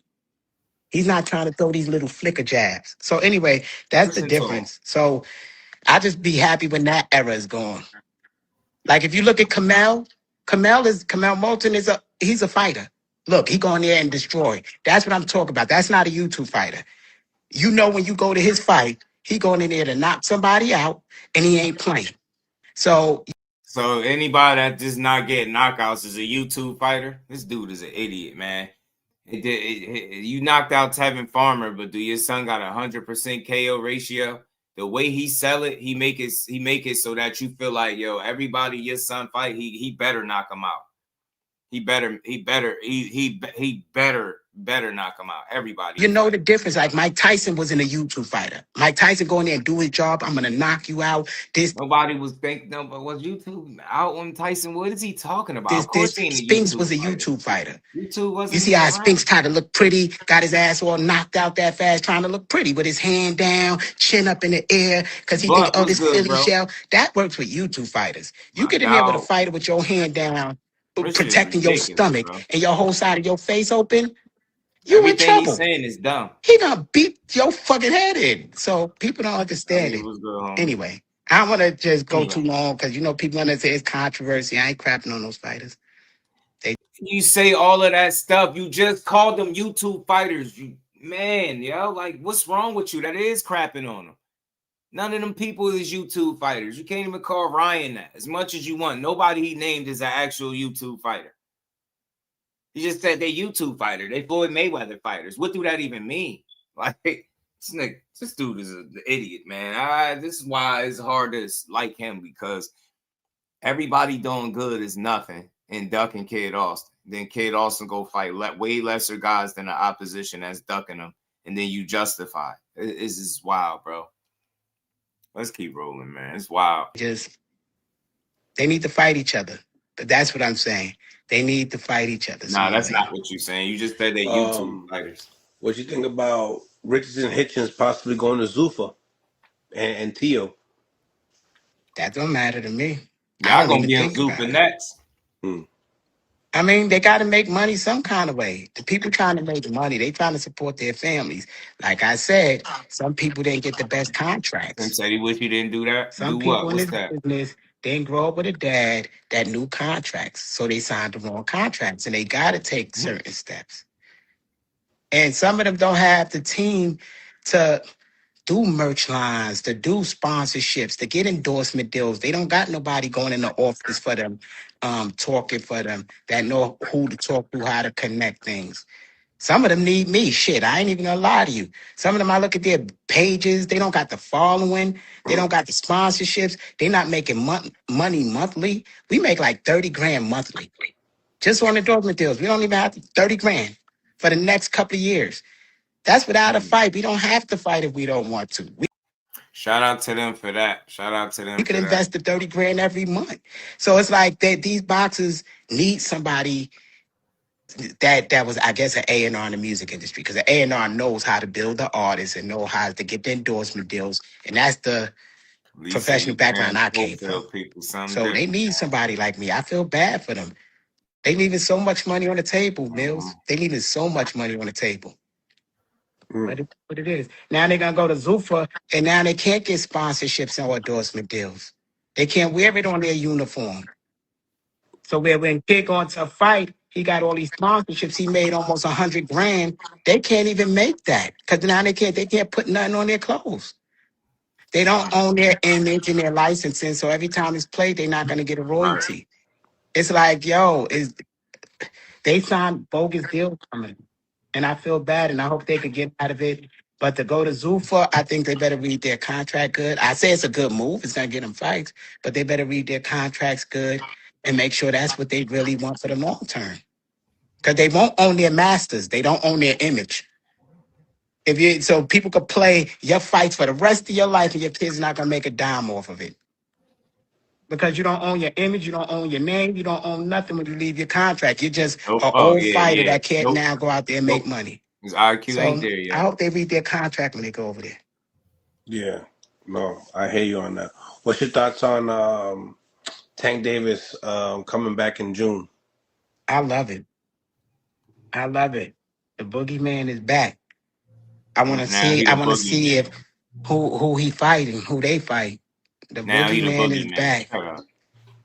Yo, these guys are funny, man. These guys not fighting each other. I don't know how they don't want to fight each other. People don't want to see if they good and then make a comeback. If they take a loss, make a comeback. You know, that's what make the story better. Like they don't want movies. They don't want legacy.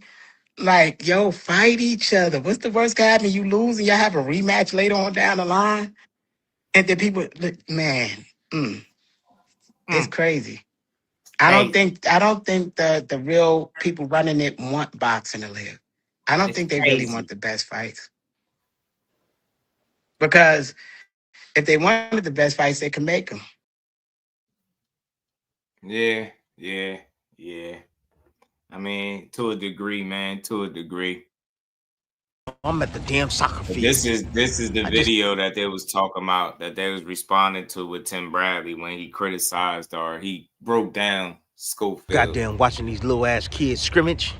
Yeah, man, they had one kid on the team that just, I mean, he was doing all these damn moves. And I'm sitting there and he looking down. He don't even realize that his opponent or his defender, whoever's trying to defend him and take the ball, is 10 feet away from him because he doing all this fancy shit.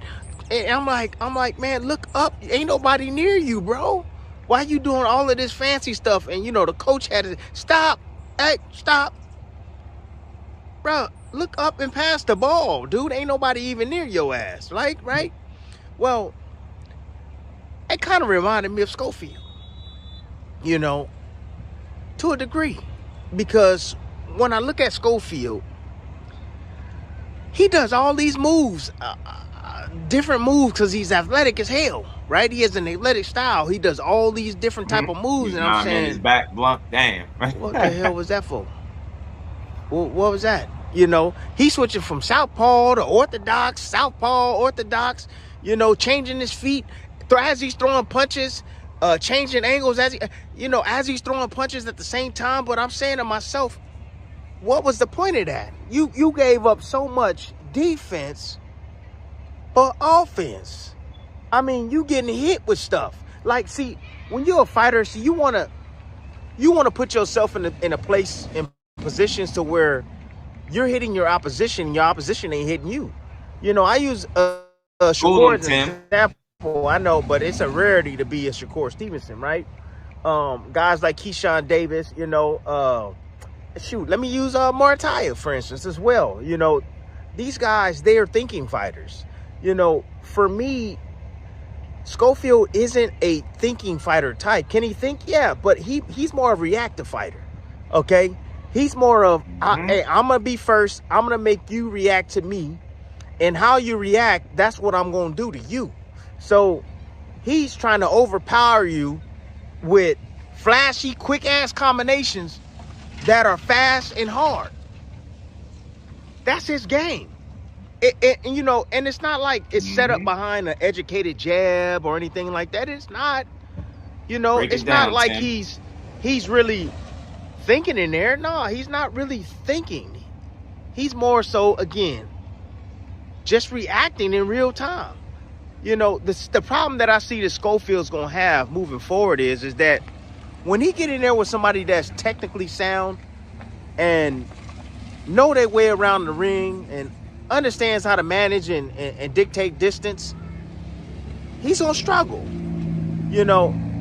And just to add real quick, you see with Tim breaking down, I think it's an honest assessment, man. I don't think he crapping on a youngin, but he pointing out the inconsistencies in the places where he is not the best at and the things that he think a fighter can do that he'll struggle against. A lot of that stuff he described is a guy like Shakur. You know what I'm saying? Like, those mistakes that he make, yeah, you can have success, right? You can, you know, force the issue and create little moments here or there for yourself, but ultimately, like, your lack of consistency and being able to not being able to put it all together is what's going to cost you the win. You know what I'm saying? You're going to lose to a guy like that. And you being more of a reactive fighter than a thinking fighter is what's going to get you beat, I think, at the elite level, at the championship level. Because you still use your athleticism and brute force and stuff like that to win your fight. Yeah, possibly. I think when you face with the absolute best talent, the way you fight and your approach is going to need some tweaking and some changing for you to be the kind of fighter that your dad say you are, right? Other than that, yeah, you could find yourself competing for the title, but the question is, are you going to win the title and what kind of run are you going to have? Because, again, your dad put a lot of pressure on you being Kid Austin with the way he sell you, with the kind of talent he's selling you as, right? 5 styles of boxing, greatest fighter in the world. Like, yeah, okay, all right, pops. But these guys that he kind of like is athletically gifted over, that are not that skilled, he gonna run through these dudes. You know, he's gonna run through those guys, right? Yeah, he will. He fought against Farmer. Again, exploding with combinations. He got a hook. Farmer made a mistake. And again, like I told you, he's reactive.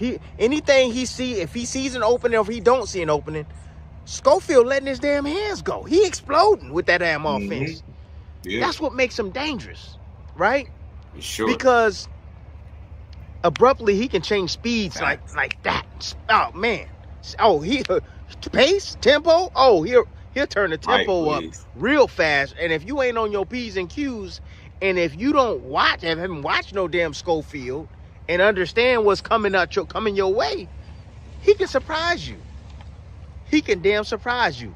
You know, Schofield. It's dope listening to this because I've said the same exact thing about Schofield, and I don't never claim to know it all, but I've said the very same things about him. Yeah, that athleticism and speed that he got could be really dangerous for people, and he can surprise certain guys that, you know, not on the level athletically, right? And from a talent standpoint. But again, when you talk about the upper echelon of boxing, now you're talking about a whole different ball game. You get what I'm saying? And those guys are going to be able to capitalize on said mistakes that you make against those lower tier guys. You can get away from it against the lower tier guys, and you even seen them have a certain amount of success against you. So just imagine with the upper echelon or the championship level guys, what kind of issues they would cause you getting there with the right one, given the kind of mistakes that you made with the experience and your approach to fights. Y'all think y'all can strong arm everybody and just blast everybody out. All your dad talk about is power and knockouts. That shit is annoying because it's a very casual approach. He'll never be talking about IQ and skills and stuff. It's the same old stuff over and over and over and over again, right? And we all know you can't knock everybody out. And what happens when your athleticism fails, right? You need to be able to rely on your boxing skills, your fundamentals, right? Discipline, some of the things that he lacked. So again, why I feel like he's going to continue to be the kind of fighter he is, and he could potentially stunt his growth because of their focus, the things they focus on. It's not about skills, IQ, sharpening. You get what I'm saying? It's, power this, power that. He's so strong. He's so strong. Everybody's scared that he's going to knock everybody out. It's like, all right, muscles, Muldoon. Then when he get in there and can't get the knockout, what happens then? It's crazy, man. Big shout out to Marcus, man, for that 10-piece in the cash out. Much love, much appreciation to my And we ain't never got a box again. Well, I already been getting these bet, but now it's time for you to get your just due.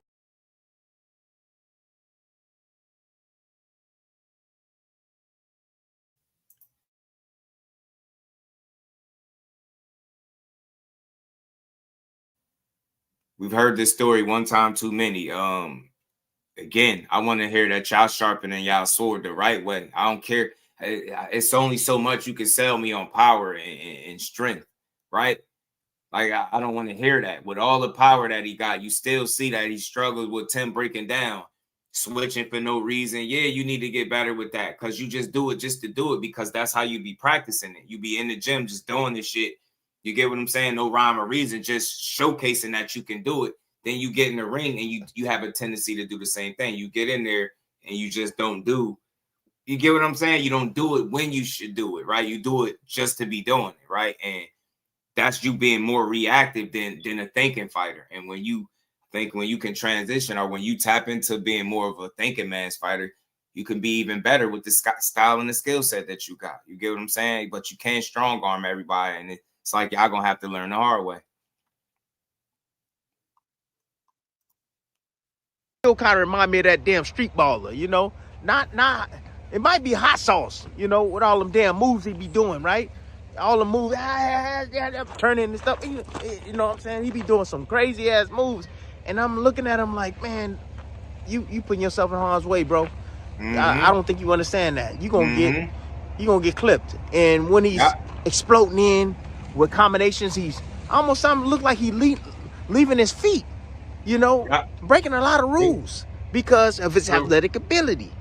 And McQueen, the professor, shit, if I'm gonna relate his ass and his style to a street baller, he gonna be half man, half amazing. That's what he gonna be, cause he know half man, half amazing. He just come on, alley hoop, I mean, dude, coming down the middle. That's all he was good at. That's it. And I feel like Schofield, all he's good at is, again, exploding into range with combinations and leaving himself open a lot of the times. You know, if he can't explode in with combinations and get out of range, he's in trouble because he's not a good inside fighter either. I mean, I'm just thinking of scenarios that he might get caught up in the future when he faces a guy with guys that actually have skill and ability and can get past all that explosive stuff. Like, what it is he has the tendency to over rely on the athleticism because he's young, inexperienced, and he's eager to get in there. And his style is, and their attitude, they knock everybody out. Okay, everybody they speak of, they gonna knock everybody out. And that just, I feel like when you put so much focus on that, you leave things unanswered, right? And you have a tendency to not work on certain aspects of your game that will make you a more rounded, more versatile fighter and tougher to deal with. But again, because you are young and super athletic right now, you're able to get away with things and you still have bit you in the ass in certain parts of your fights, right? So again, once you start stepping in there with those elite level talents, if you make it to this level, assuming you will, you're going to have to tighten up in them areas. And I can guarantee you, if you don't, you could compete with dudes, you can make good fights, entertaining, because your style is an entertaining one, right? But you're gonna find yourself missing the mark. Don't be one of those fighters that you be 3-4 title fights in and ain't never won. You get what I'm saying? And just keep losing because you refuse to work on things that will make you a better fighter. Like, you can't, it's gonna be some people that can deal with your athleticism, your speed, your power. Then what do you have to rely on when the athleticism is not your go-to, right? Right? When you can't just, lean on that. What do you rely on? Get what I'm saying?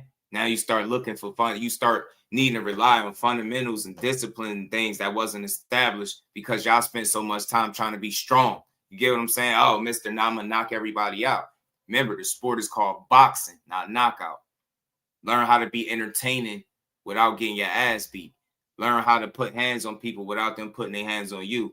You haven't mastered that, and you just admitted to you don't care. You will still lunge in when you see fit, and you would rather, you don't care if a fight is sloppy. You don't want to be called boring. You just want to be entertaining. So entertaining in the loss is not a good thing, man. I'll take the so-called boring win. I ain't in here to be getting my ass beat. So again, as entertaining as you want to be, understand that that's going to come with you taking punishment that you don't need to take if you're looking to have longevity in this sport. But hopefully I don't have to learn the hard way. But just hearing y'all speak, I'm not impressed with this. It's not a strongman contest. This is a sport of intellect, and the fighters know it better than me. So all that strongman shit, I'm not impressed by hearing it, because I know there's guys that get more knockouts than you that look like they punch harder than you, and they don't even give it up like that. So your focus can't always be, oh, I'm gonna go in here, we knocking this one out.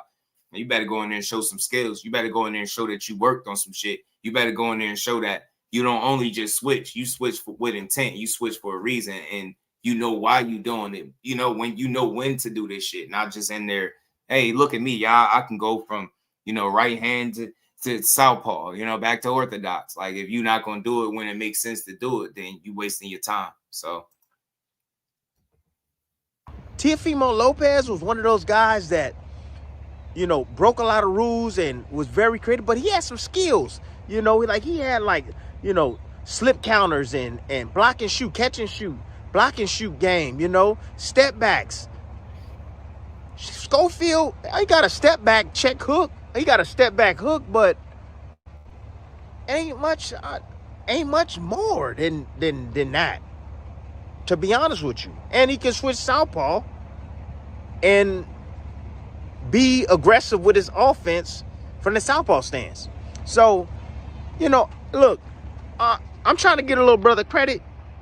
You know, he's very entertaining to watch, but he is truly a ticking time bomb, people. He is.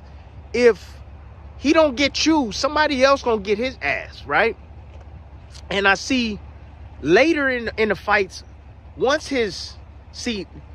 you have that athletic style and you depend on that athletic style and you start to fade late, and you're not really a really good technical fighter, because like technical fighters can like hold it together, right? But they still aware of what's. You notice there's a lot of stuff I'm ignoring today. I ain't even giving it no energy. I'm not here to debate. We just gonna keep cooking. But anyway, I'll say this: win on your own terms, man. Win on your own terms.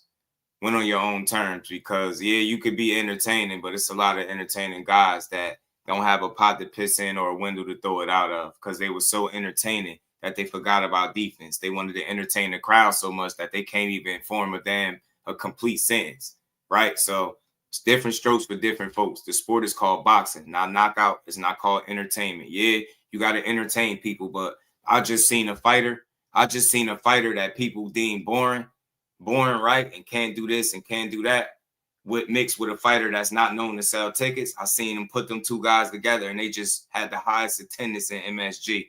So much for being boring. So I could care less about people's narratives about what boring is. If that guy was as boring as what the naysayer said he was, they wouldn't have been able to pack out one of the most prestigious venues in the sport of boxing, period. You get what I'm saying? Shout out to On the Narrow Path. What's good with it, homie? Let's keep building, y'all. Going on. They can hold it together. They can hold their form together. But I noticed with Schofield, he falls apart. So he is very dependent upon strength, his physical strength, athleticism, too much, stamina, over mentality. I see that he's a bit of emotional, fights really emotional. But shit, if you can tire him out, you take him to deep waters, yeah, you can drown his ass. Anyways, look. Yup. And what he's saying, if you really listen to his breakdown, it wasn't a bit of malice in his heart as he spoke this. It was an honest assessment of what he feel like he see.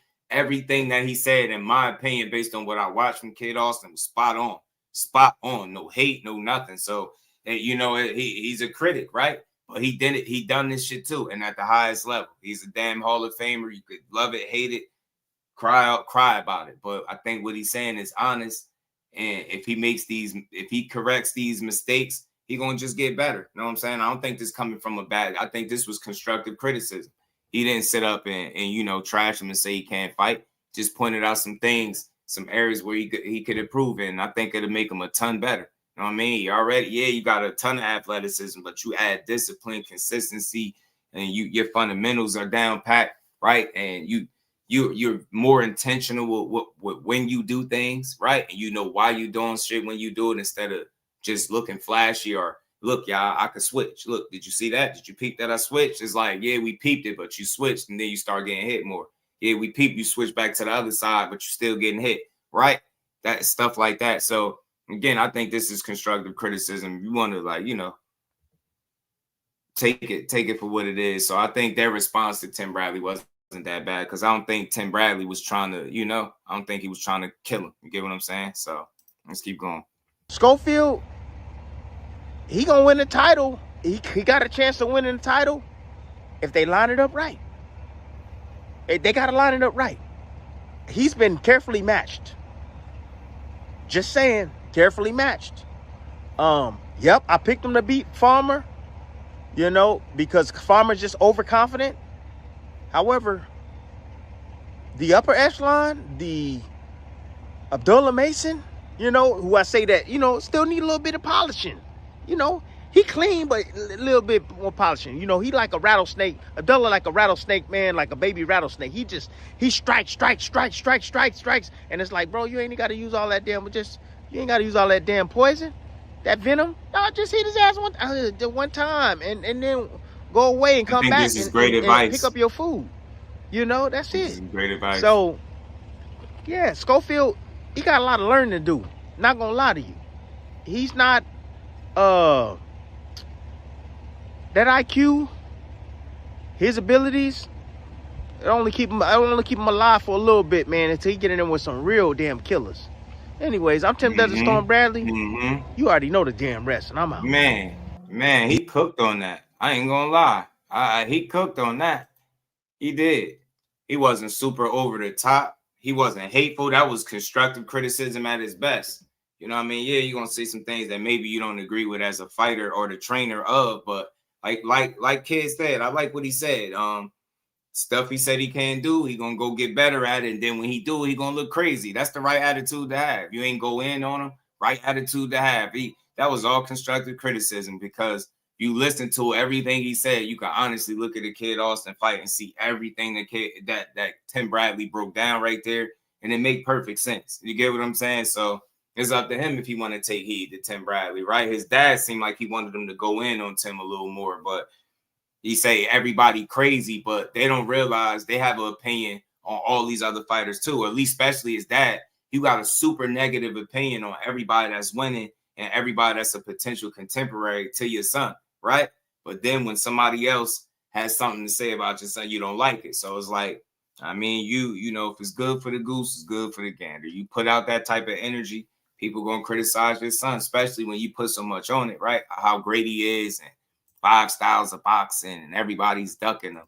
Then we need to see performances that would back up, you know, why everybody is ducking them. Not you just keep saying it. Meanwhile, you know, you don't know if it's Oscar or what. You don't really know where your next opportunity coming at. So just, I think he got room to grow if he take heed to what Tim was saying. I think he was spot on, man.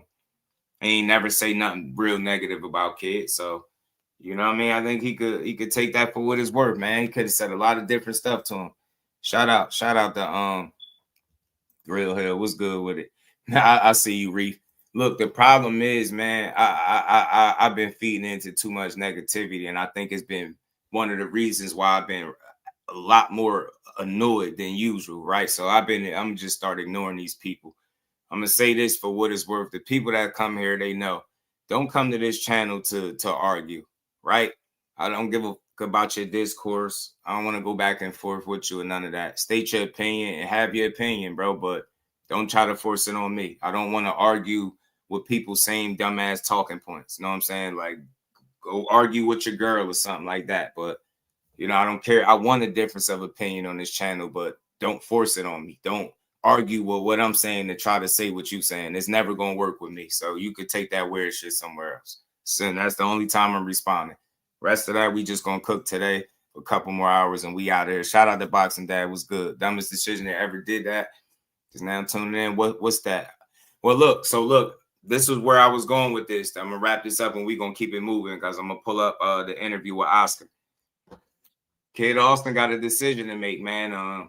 Maybe they could work things out with Golden Boy or Oscar. Maybe not. If not, then maybe they'll get their walking papers and they'll just go where they're going. But I don't think it's a bad look with them being on Golden Boy. I just think it's important for all parties involved to have the same goal and be making the moves that would suggest that that's the way you're trying to go, right? So you don't keep getting in the interviews saying, yo, we fighting this guy, and then it's really somebody else. Or, yo, we fight for this, and then it's really somebody else, right? So just get your team and the people that's promoting and pushing you all in the same accord, man, and go from there. Francisco Fonseca ain't the worst thing in the world. Kid, you would probably agree that you need more experience, right? And that's how you get it. So you stay active, you keep making the money, you allow Oscar to line these fights up. And if he clearly not on board with what y'all trying to do, then you find somewhere else. You find somewhere else to, you know what I'm saying? To somebody else that'll promote you, or you stay the free agent route. You do whatever you need to do. I serve 88 was good with it. Yeah. I said what I said, man. I don't care about nobody's opinion. You can have your opinion. Just don't force it on me. I don't care about your opinion, fam. I don't. Let's keep rolling, man. Let's get to Oscar, man. Oscar been going back and forth with Rick, man. I'm gonna play the little short clip from Rick. He had a response to Oscar. He had leaked some text messages. So, like I said, whenever it get like this back and forth, you could tell that there's no fight coming for the fighter. That's for sure. They're gonna be doing all this arguing and going back and forth with each other, and it's gonna lead to Vergil Ortiz probably still being sidelined. You get what I'm saying? Oscar made some claims that, you know, Rick was begging him or something to that effect in the text messages. So he decided to post the text messages about what they've been talking about. You know what I'm saying? So this is the text message that's up. I hope y'all can see this. Hi, Oscar/Holly. A lot has been said between us. Still never have spoken to each other in this entire process. See, I'm going to stop it right there. Do y'all notice, like, I made it sure that, in my opinion, that's what was going on with Team Ortiz and Golden Boy and Oscar, right? I said it seemed like they're not on the same page. Look at the first sentence, like, you get what I'm saying? You haven't spoken to each other in this entire process. Do y'all see why I said that? Do y'all see why I said they ain't on the same page? Now look, they what does that say? They're not even communicating. He ain't spoke to him in the entire process, but y'all going back and forth with each other on social media. Y'all taking jabs at each other on social media. You see what I'm saying? It's exactly what I be talking about. Dudes be more about protecting their egos and shit than getting the business done. That's what it seems like to me. That's just my opinion on how it be looking, right? Y'all be trying to one-up each other instead of getting the business done. Think about it. Why put in time, energy, and effort to making long-ass, drawn-out Instagram posts and videos going back and forth instead of picking up the phone and y'all putting your egos to the side, either one of y'all picking up the phone and talking to each other? Because at the end of the day, both of y'all go, if you Oscar, your goal is to make Vergil the biggest fighters, biggest star possible, right? Your promoter, to put your fighter in the biggest fights, make them the most money possible, right? Y'all should share a common goal, with the fact that y'all not even on the same accord, y'all not even speaking to each other, says all I need to know. You know what I'm saying? Reaching out because it's not about you or anyone else, but Vergil. You see what I'm saying? This is my first time reading. It's Vergil and Vergil's well-being only, as he is a tremendous young man without a bad bone in his body. Vergil's all that should matter. Shout out to Rick, because you saying it. You saying the stuff. That's all that should matter is Vergil Ortiz. I commend him for that. You know what I'm saying? Say he would like to meet him and Holly, no one else. He simply would like to be heard and listen in return. How we all got to this point. I will fly to you guys tomorrow to do so. Do it also, wherever that may be. That's a guy that's trying to get to the bottom of it. That's somebody that's trying to square this shit away. Oscar Delahoya, you doing the interviews, you doing the Clapback Thursdays. Don't really seem like you trying to fix it. And then he texts you again, seemed like a couple days later. Say, are you available for a call now? I want to at least call you and I, hear each other out. Vergil, how we got here as to our window is going soon today. He ain't answered, so I guess he left him on red. He left Rick on red. He ain't responding. None of Rick's reaching out. And I don't know. Make what you want about that, right? But anytime you got the promoter and the manager go at odds, it just can't be good for the fighter. I do like that he made it about Vergil. Seemed like these texts ain't have no ego involved in it. He just trying to square it away and get to the bottom of it. He don't know how he got to this point. He trying to fix it. I respect it. I don't know what Oscar said in his interview I'm about to play, but we're going to get to it. We're going to figure it out. But I'm going to play the video from Rick, too. That was the text messages, and this is what he said in response, I believe, to Oscar during the interview. Hey, Oscar, it's your favorite manager. Hey, Oscar, I didn't beg you. I wouldn't beg you for shit, to be honest with you. You said you were a grown-ass man, Oscar. You just said that. You're not a grown-ass man, Oscar. You're not. I called you in December, and I texted you in December. That's a long time ago. Grown-ass men talk. They figure things out. And why don't you post a picture of the text that I sent you? Because it was respectful. And it wasn't because you got a TV deal that you don't even know the dates for, Oscar. Where's the calendar at, Oscar? Where's it at? Oscar, I didn't give my fighter bad advice. He's not sidelined. I know it's hard, Oscar, but you said he's going to sit out like Mikey Garcia for 2 years. His career's ruined. Oscar, the arbitration's in, 90 days? an arbitrator makes a decision, he might even make a decision quicker, Oscar. So no, you don't have to keep saying this kind of stuff. Hurt people hurt other people, Oscar, and you're hurt. And that's okay. This is not personal to me. It's about the fighter. That's something you forgot. And you're a fighter. Saying things like, they come and go and promoters will be here forever. I can go on and on with the insults, but I'm not going to go on and on because it doesn't matter to me. I just wanted my guy to have a fair deal. And that's it.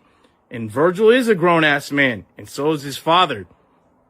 That you made fun of for no reason. With it, bro. Hurt people hurt other people. But look, Oscar, if you want to talk, I'm here. And just like I said in my begging-ass text that you won't post, I'll drive down and meet you and talk with you and see what could be done.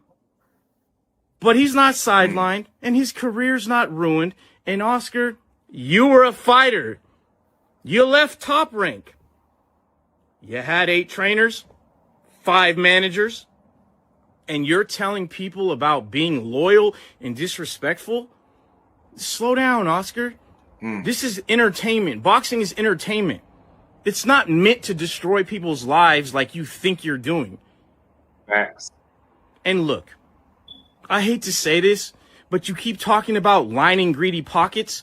Oscar, you offered him $3 million for the biggest fight in the world. What would you have told Bob Arum if he did that to you? Huh? I can't hear you. Oscar, you know this wasn't right, and that's okay. You sued me for $10 million.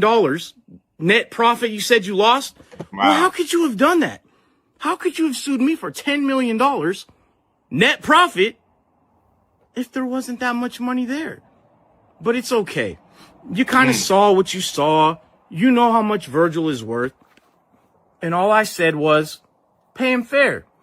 Now, Oscar, I didn't threaten you. Not once. But you did threaten me. And you did say that this young man was not getting any more opponents and not getting any more money. So what are you supposed to do at that point? Because you were an ex-fighter, huh? You were. What if I was your manager and I came back and told you that? You would have fired me. If I would have said, hey, take this $3 million for the biggest fight in the sport. Bob Arum said it's a great deal. Look, Oscar, cut the dumb shit. Just call me. Come sit with me. Or wait for arbitration. Whatever you want to do. But the bottom line is this. He's not going to be sidelined forever. He's not going to be like Mikey Garcia. And Mikey Garcia made 20-something million afterwards. So, yeah, you did. I hope you have a nice day. You're still my favorite fighter. I still do have a lot of respect for you. But you know what grown-ass men do? They don't hurt other people. They don't hurt their dads. They don't hurt them. They don't go out of their way to wake up in the morning and film a fucking video talking about people. And guess what? I'm not going nowhere. I have 7 fighters with you, all of which I'm being very professional right now. The same way I always am. It's you that's acting out of character and no one else. So look, do what you got to do. I'll be here. I'll be proactive. I'll be the same. And I don't have a micro dick, okay? I don't run around in Speedos flaunting everything like you do, but it's decent. So you have a good day. Man, shout out to Rick, man. Look, I'm gonna play Oscar. I played his first because Oscar sat down with Ariel Hawani. It was a longer interview, about 30 minutes or so. I'm big on communication as an individual, so I liked what Rick right there was proposing. Yeah, I mean, after so many clapbacks and different jabs, yeah, you're gonna come back and respond. And I don't think he went crazy on that one. I think what he said made sense. Look, he said, look, I'm still open. Go sit down with you, figure this out. And you see in the text messages up there, he like the focus is Vergil. He said it ain't about you or me. He's saying the type of shit that I would want to hear. That's what I would want my manager doing instead of trying to argue with him. Yeah, tell him like, look, man, let's put this to bed. I'll meet you. Look, I'll come fly, whatever. I'll go to wherever y'all at. I'll go meet you there. We can go hash this out and try to do what's best for Vergil. I do believe that's the more reasonable way to go about it, right? The videos are not going to do it. And you see it, like I said, in the first sentence, he said, we ain't spoken to each other in this entire process. That's a crime. How y'all working together but not speaking? You know what I mean? It's easy for things to be the way they are if there's no real communication established between each other. Establish that communication, and then the respect follows. You know what I'm saying? And then y'all can get Vergil back where he need to be, right? In the ring, in these big fights, you know, doing what he do at 54, right? That's what you want to see. No boxing fan want to see Vergil Ortiz on the sideline for no stretch period of time for something as silly as this, right? With these dudes going back and forth and not being on the same page. That's really what it boiled down to, right? I know y'all, if Oscar is true to what he's been saying, you want the best for Vergil, and so do Rick, right? There go your common ground right there. Get on the phone, get in each other's face. I don't care what y'all need to do. Go shoot a damn fade if you need to. I don't give a damn. But I do like what Rick's offer, his approach was. Look, let's sit down and figure this shit out. You know what I'm saying? All the back and forth ain't gonna do it. So I like it. Big shout out to my dog Kurt, man. Appreciate you. Say color in the chat to my bro. It's your Just Do King. Appreciate you, family. Putting that color in the chat, my dog.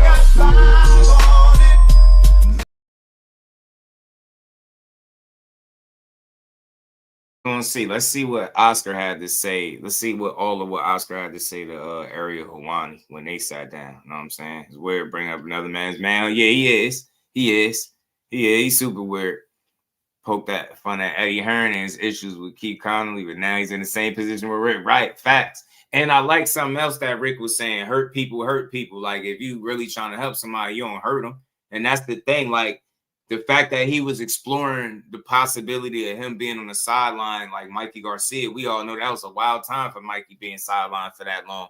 To even suggest that could be a potential route is almost like you making fun of this situation. Like you offer no solutions. You treated it like it was funny. Oh, well, you suing me. Well, you're going to be on the sideline. This could last for years. And it's like, yeah, man, y'all need to get on the same page at the end of the day. That's the only thing that makes sense. Without it, y'all don't have nothing. Y'all gonna have nothing. Fighter just gonna be disgruntled and he gonna probably want to get away from Oscar. You know what I'm saying? But shout out to Vergil, man. I hate to see that for him because I think he only doing what a fighter is supposed to do. Fighting the fights. He made the most out of every opportunity they gave to him by winning. And I think this should be the last of his problems. You know what I'm saying? Worrying about who he gonna fight, if he gonna fight, or when he gonna fight. Crazy stuff, man.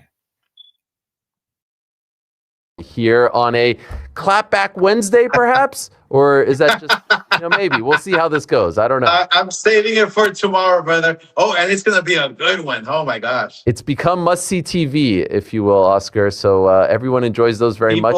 People are going to get ripped. Okay. What's the topic this time? Can you tell us at least who's the target? Brother, I wish I can tell you, but you gotta see it for yourself tomorrow. Okay, fair enough. It's gonna be epic. Yeah. First things first, congratulations on the new deal with DAZN.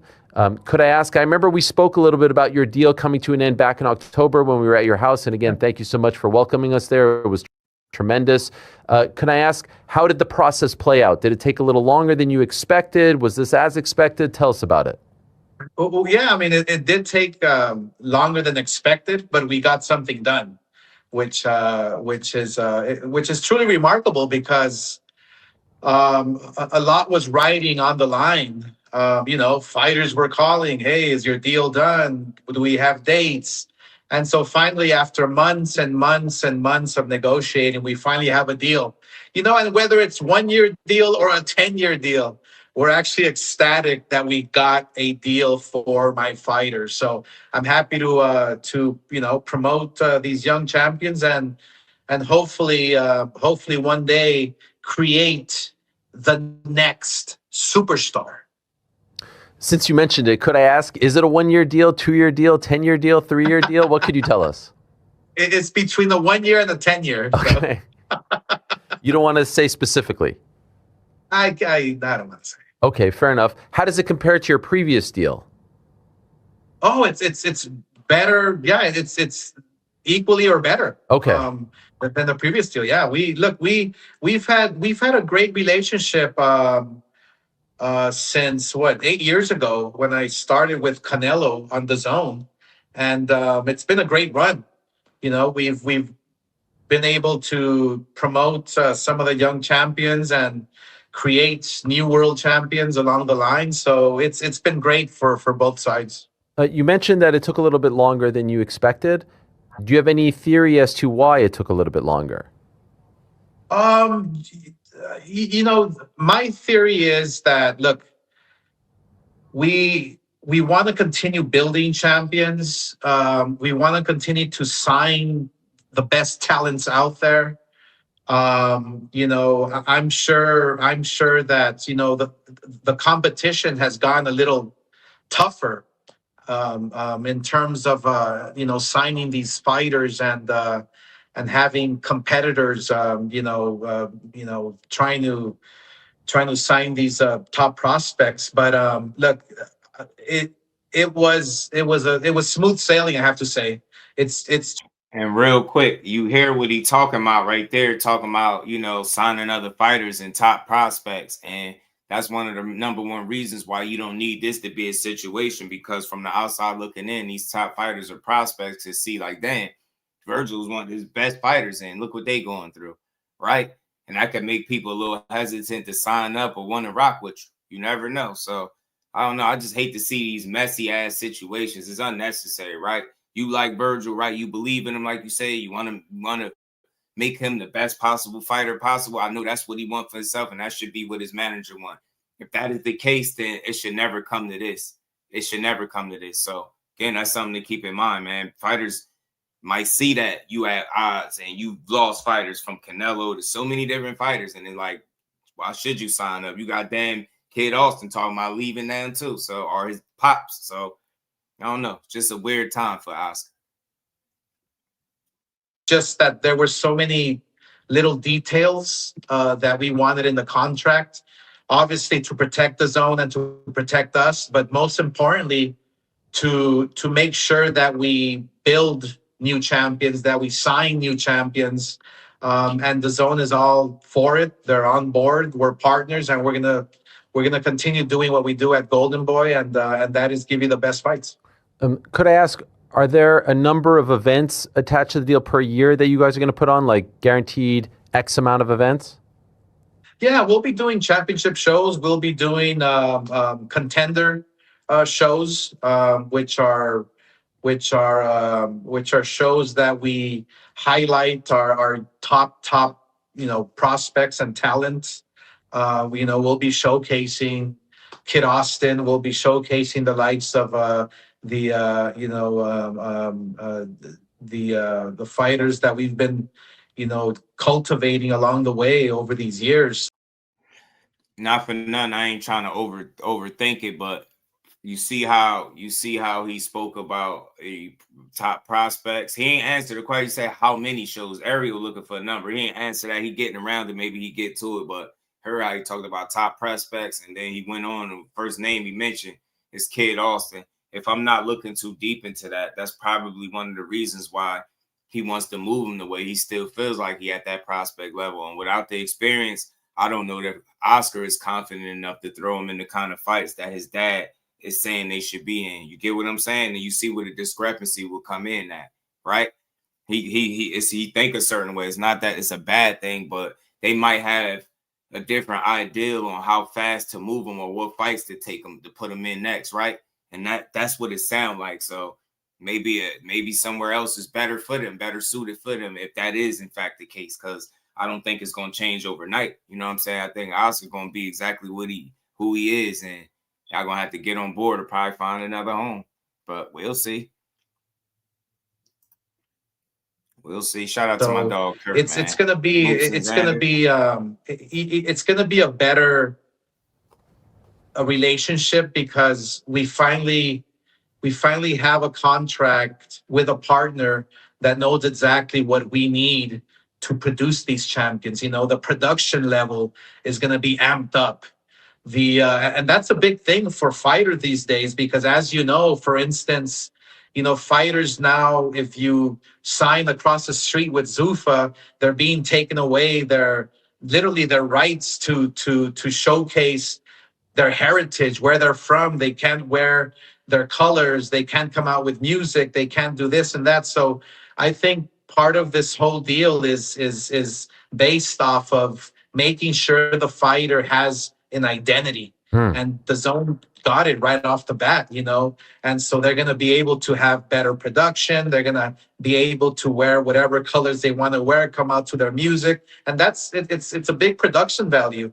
Fighters really care about that stuff. Of course, and I'm obviously going to ask you about them in a moment, but I did want to mention this. I don't know if you even knew this. So yesterday was March 24th, 2026. That's when the deal was announced. Did you know, Oscar, 25 years ago yesterday, so March 24th, 2001, that was the date of your big win over Arturo Gatti. 25 years after the layoff, the thing with Bob Arum. Crazy, right? So a bit of symbolism there. It is a bit symbolism, but look, things happen for a reason. They always do. And good things always happen to good people. I've always said that, right? I mean, look, we've been working on this deal forever. And, you know, there's times, Ariel, that I think to myself, my gosh, are we ever going to get a TV deal? Are we ever going to get a partner? Do I even want to stay in boxing? All these headaches and this and that. But you know what? At the end of the day, things happen to good people and the right thing always happens. I love the sport. I love boxing. I will continue to promote for as long as I can and making sure that I cultivate these young champions to be whoever they want to be. Was there a part of you that thought at any point in this process, hey, if we don't come to a deal here? And real quick, Blue, what's good with it, homie? And if that's his focus, if that's his focal point, then just put your best foot forward, Oscar, promote these guys and help get them to the level that they trying to get to. But sometimes what the problem is, and it's not just Oscar, I want to single him out, but a lot of times what they say don't match up with what they do and how they move, right? So you sound like you want the best for boxing and you want to be a help and asset to the sport. That's what it sounds like. You're going to promote as long as you can. You want to, I think the last thing you should be doing is going back and forth, having one-ups, with some of your biggest or best talent, right? I think that's kind of foolish when it's all said and done. It's a better way to handle stuff. And like I said, Rick suggesting sitting down and meeting. I don't know if he touched on that in his interview, but I think he should say good things happen to good people. Take that turtleneck. You stupid, man. Let's keep going, y'all. I might be done? No. Okay. I'm a fighter. I will always look for a partner. Okay. Our production value, our content is so valuable. I mean, what we have at Golden Boy, who wouldn't want to, showcase it on their platform? And lucky enough, we were able to seal the deal with the Zone and continue our relationship and move on and continue giving the fans the fights they want to see. How do you feel about, sharing the space, if you will, with Top Rank, their new deal? I'm actually excited. I've worked with Bob Arum for many years, and we've done many fights together.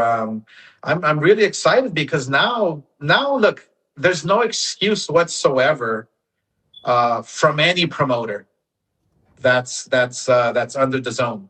You include Matchroom, you include Top Rank, you include I believe. No, I think real quick, in Pride, I think that's 702 was good. I think that's over. I think Boost and Vergil is sidelined right now while they sort out that issue. And I think Xander is the route that they going. I'm hearing that they real close to a deal. I see somebody type in the chat. They said it's done for June 27th. I did see my guy Blue posted, but I'm gonna go look into that. I'll double check it if I can, run it through a fax machine real quick. But I hope that is the date. I was hearing June. I was hearing June and NYC. So hopefully it's that. But I think that's the route he going because Boo's trying to keep it moving. I think they got some red and yellow tape to get through, man, for Team Ortiz and Golden Boys. So until they get that squared away, I don't see him fighting nobody just yet. So in the meantime, if you Boots, you get an opportunity to be a unified champion, you jump all over it. And look, this is the silver lining in not getting that Vergil fight done, right? Silver lining, if you get a fight where you can become a unified champion in just one fight, if you was to beat Xander, that Vergil fight will still be there. You would think, right? And it's still going to be meaningful, impactful, and it'd be even better if it's a unification fight, if it's a 2 titles on the line type deal. So that's the silver lining. Boots, keep your head up. You know what I mean? Stay locked in. Go get y'all that Xander fight. I'm hearing Xander is adamantly pushing for that fight right now, and that's what he wants. So if we get it, it's a big reason for it is going to be because Xander wanted it too. You know what I'm saying? I love that. So yeah, that's what it's looking like. Blunt, it's looking like. And I heard the Barclays, so that's still New York. If y'all been in the Barclays, it's nice there. I think they'll sell out the Barclays for sure. Queensberry, who's under the zone. So it's going to be exciting to see what type of matchups we can make and what kind of hybrid events we could put together. Imagine our fighters fighting top-ranked fighters and, on the same cards and just cross-promoting. It's going to be great for the sport. It's going to be great for the fans. I'm really excited about that. There was a rumor floating around that DAZN was upset that the Ortiz-Boots fight couldn't be made, and your future hinged on that fight being made. Is that all true? It might be. It might not be. I really don't know. I was just focusing on what's right for my company, and what's the right thing that we've done for Vergil's career. That's it. The judge ruled against Vergil Ortiz and Rick Mirigian and, their shenanigans. And, it is what it is. We're going to move on and do what we do. Look, at Golden Boy, we try to promote our talent. We try to create champions. We literally make dreams come true. Literally. These young champions want to become heroes. They want to become the next Oscar, the next Chavez, the next Meldrick Taylor, or whoever, or George Foreman. So that's our job, to help them, achieve their dreams with their hard work inside the ring.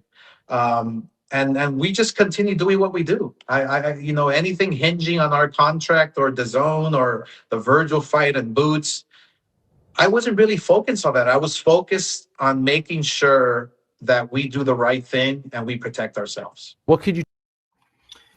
I don't know how that sounded to y'all, but I guess he's saying in the midst of all of that, you weren't really focused on the Vergil and Boots fight. You was focused on protecting yourselves. I think the devil is in the details. If you listen to what he's saying, you can interpret it a number of different ways. Maybe it's a lot more to that statement that he just made. And to me, it almost appeared that he just wasn't, I don't know, man. The public negotiation back and forth stuff never worked out. And that's the route he took. So I knew right from the rip that fight was in jeopardy. I knew it. And look, so to hear him say like they weren't really focused on that, he was focused on protecting yourselves, and almost given the way that you moved and the way that is the path that is gone in, the direction, seemed like you always was not fully invested in making that particular fight. And one of the reasons I would think that is because how I seen you move multiple people. And I don't know, man, the Kid Austin thing, you had other fighters where you build them up and you take a while to put them in them type of fights. So I don't know, man.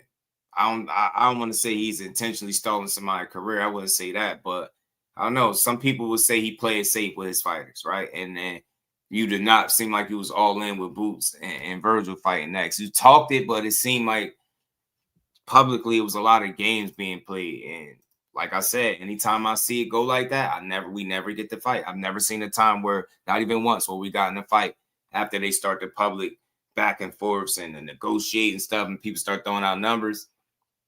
No fight. Golden Boy Protection Program almost seemed that way. And I know you're trying to build these guys a certain way. I know you feel like he got plans for these dudes, but I think some of these fighters be hungry and they just want the opportunity. So they're in position to fight for the title. That's what they want. Like Vergil is a prime example of doing all the work, fighting the right fights, and still not having the opportunity to fight for the title. It's a bit of a crime if you think about it. Now to have to go through a legal battle on top of missing ample amount of time outside the ring at 47 with Rabdo, it's crazy. Like, it just don't make sense.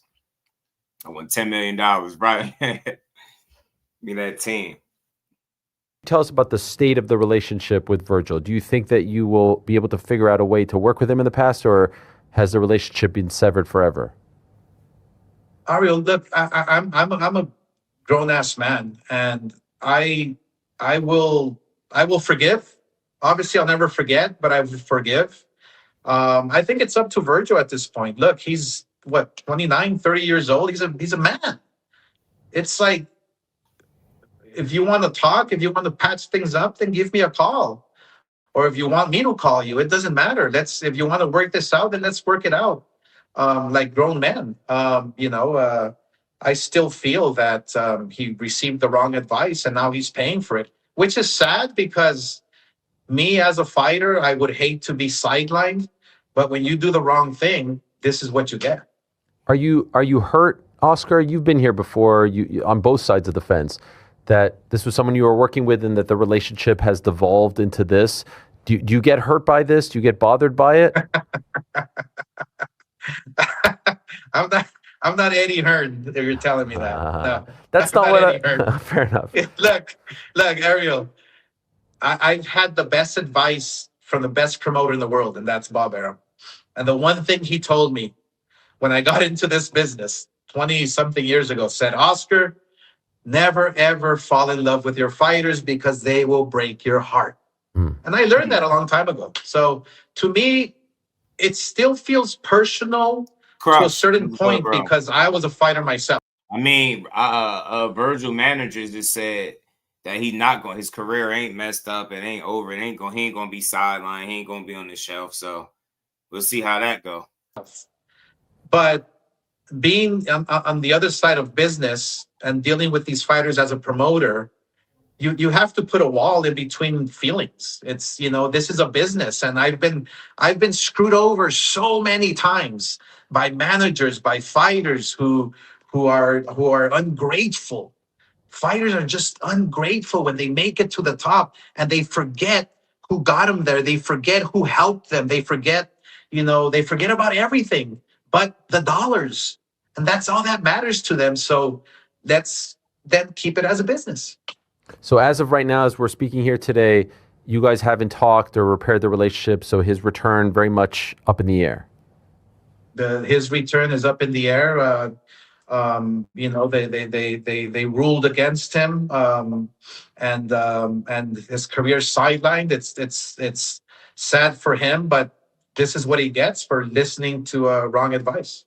And we spoke to Todd DeBoeuf last week. He was in studio, and he sort of insinuated when asked about a Zayas versus Boots Ennis fight, Xander Zayas versus Boots. Do you think that everyone has moved on from Vergil now because of all of this, and it may be that fight instead? I'll tell you one thing, which is pretty interesting. All these shenanigans that took place made Vergil that much bigger. People are talking about Vergil, on a mainstream level, all because of what's taking place here with me and Rick Mirigian, who is the worst freaking manager in the business. This fight with Boots and Vergil, yes, it's not going to happen, unfortunately, in the near future. But Zayas and Boots can go and fight, and hopefully it's a great fight, and then we'll see what happens from there. But I think Vergil is out of the picture now with Boots. Okay. When we spoke in October, Zuffa Boxing had not yet. You see, I was right. That fight dead in the water right now with all the shit that's going back and forth between them. So Vergil sit on the sideline, silver lining. It created an opportunity for a different fight, a unification between Boots and Xander. And while they sorting out their business, Boots and Xander could fight. And hopefully when it's over with, Vergil will be all cleared up and maybe Boots can get that fight. But I don't see nothing happening right now while they at odds. It ain't going to happen. Launch. They've now put on, I do believe, 4 events. What is your assessment of the product right now? I feel that Zuffa will be a promoter, a boxing promoter, when they cultivate a fighter from scratch, when they produce a world champion from zero, okay? Not putting on Jai Obatai and fighting for a fake belt, the Zuffa belt, not a fighter like Conor Benn, who they have to pay $15 million to put him on their platform. No, when you cultivate and produce a world champion from zero, that's when I will consider you, maybe consider you a boxing promoter. But until then, they fought Jai Obatai in front of 500 people in a basement at the Apex at Zuffa. Jai Obatai deserves a lot more than that. Come on, guys. How'd you feel about how that whole situation with the IBF played out, where, you know, it seemed like it was going to be involved and then they stripped him and now he's upset and seeking legal action, it seems. What do you make of this? More lies from Dana White, more lies from TKO. It's all lies. When Max Kellerman was reporting inside the ring after the fight. Yeah, it's nasty work what Ja going through with the IBF. And I'm gonna always say it. And when I seen that video and he said he got his jaw was wired for 4 months, I think, after that fight, and how he missed his grandmother's funeral, all for the IBF, to be, you know, to be in camp and stuff like that. I was like, yeah, that's nasty work, man. And he asked Jai Obatai about the Zuffa belt. Like, Jai Obatai doesn't care. He wants to unify all the belts. And it's pretty sad because you think about the ring ratings. What happened to them?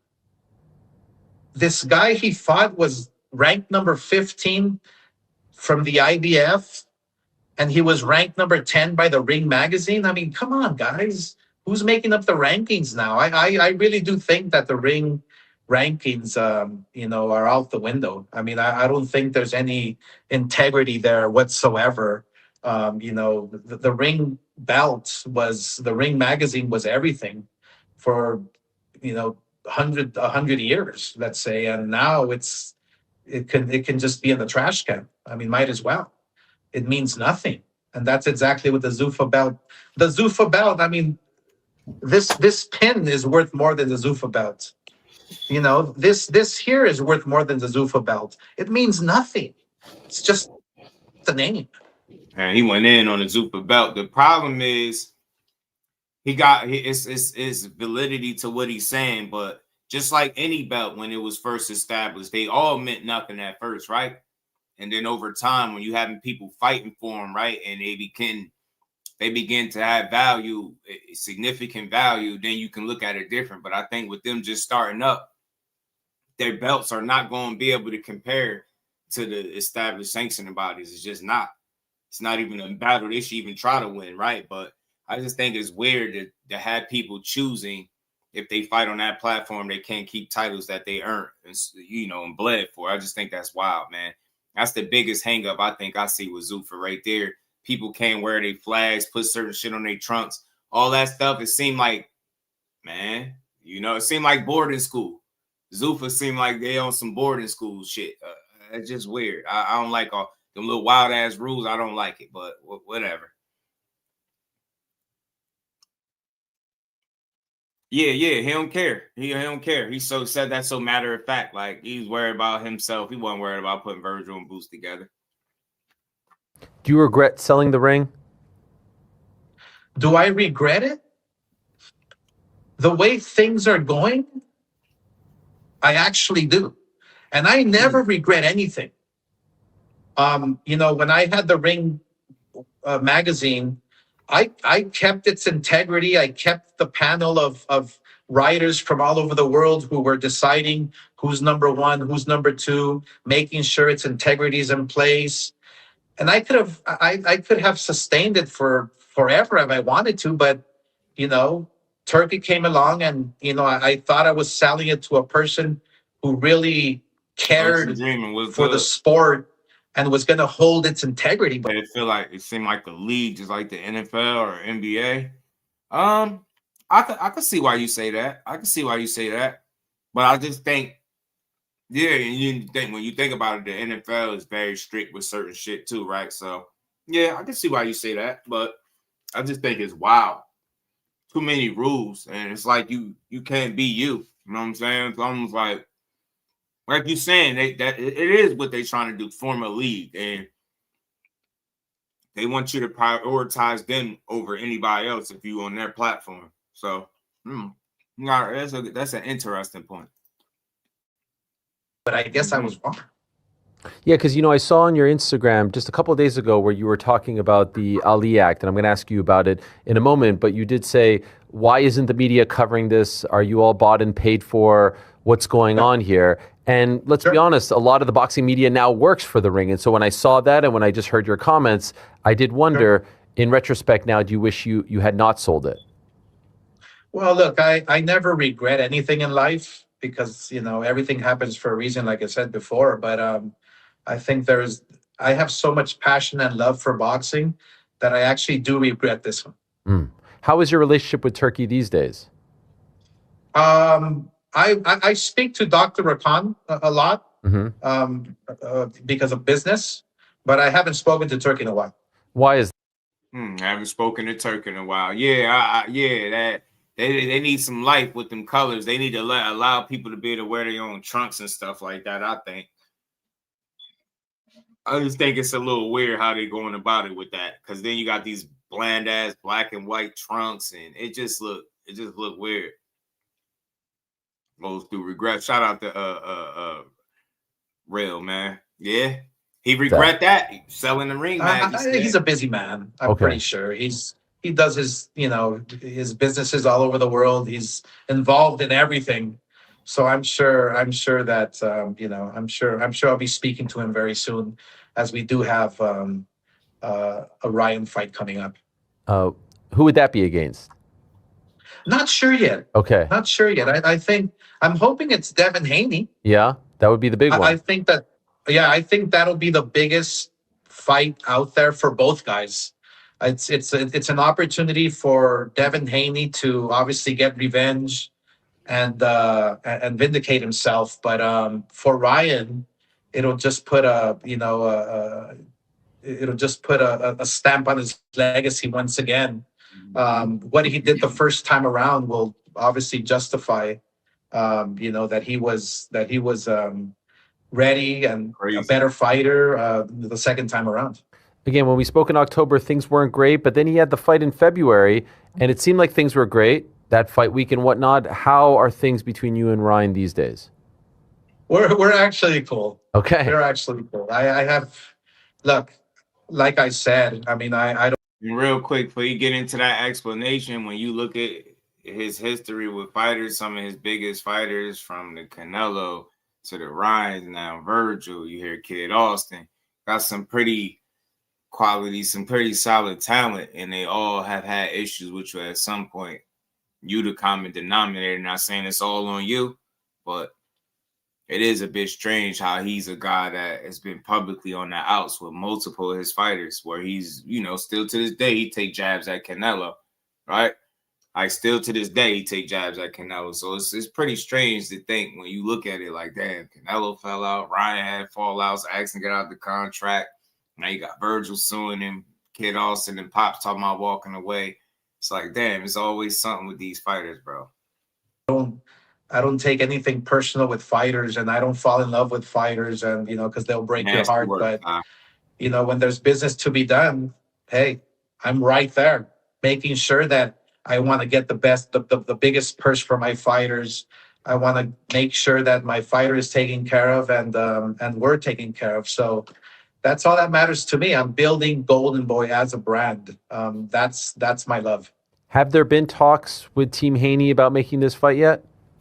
No, there hasn't been any talks whatsoever. So we're hoping by July we have a fight in place here in Las Vegas at the T-Mobile, most likely, or maybe even the Allegiant Stadium. But those talks will start very soon. And when you say by July, do you mean the fight would happen in July or it'd get finalized in July? Yeah, it could happen in July. Okay, amazing. Could happen in July. Okay. What about this Ali Act? It passed through the House. It seems inevitable that it's going to pass. As you're watching all this transpire now, what are you thinking? Well, it doesn't seem inevitable. I mean, it still has to pass through the Senate. Okay. I've had various conversations with members from the Senate, and they invited me in a few weeks to Washington and speak. And so I'm going to be there. And this is what's mind-boggling to me is that nobody's reporting on it. Nobody's talking about it. I'm expecting the boxing community to be in Washington. I'm not sure exactly what day it is, but it's in a few weeks, and I'll be there. But it feels like I'm fighting this fight alone. It's pretty odd. But look, that's what TKO is. That's what Zuffa is. That's what Dana is. They're always sneaky. And they had a hearing. What was it, yesterday or a couple of days ago, where they passed it? Mm-hmm. It was all sneaking. It was all under the radar. Nobody knew about it. So hopefully, with me showing up, with me being prepared, talking to the Senate, hopefully convincing him, and hopefully it gets derailed. I do have to say, I feel like we've talked about it a lot on the show, and right now on our website, uncrowned.com, which is part of Yahoo, the top story is the Muhammad Ali American Boxing Revival Act offers the worst of... Mm-hmm. You know what, though? You know what, I chalk it up to why people ain't reporting on it as much, because people feel like, I think people starting to feel like it is what it is with boxing. They just gonna do what they do. Right? People are not surprised that they try to make these ridiculous changes and like they try to the revisions or whatever they wanted to call it to the Ali Act. It's just always something, man. But you would think by now, dudes would the powers that be, the suits, man, the guys that's responsible for getting it done, moving the needle, you would think they would be working together at this point. But it's still more the same. It's BS, bullshit. You know what I'm saying? A lot of it. Yeah. It's a lot of backbite, man. It's just like crabs in a barrel boxing is, man. Our managers and promoters going to be in DC. Yeah. Boxing and MMA. We have a massive story up there, Oscar, on this. So when you say no one's talking about it, I hope you're not talking about us, because we have been. I take that back, and you're probably the only one who hasn't been bought. So I respect that. That is true. I think that is true, by the way. I think we're the last. That's why I say we're the last of a dying breed. You and I both. We're the last of a dying breed, Oscar.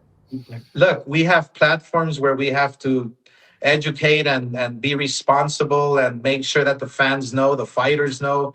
We're doing the right thing for the sport. So it's an uphill battle, but hey, like I said, I'm a fighter. I'm a fighter first. Yes.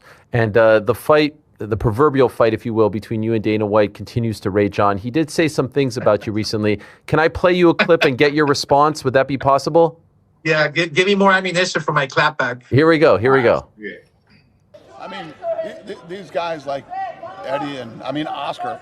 Oscar's on a sinking ship and will not shut the fuck up. This guy it's fascinating. He's going to have to throw the panties and fucking and stockings back on and get on OnlyFans to start paying his rent.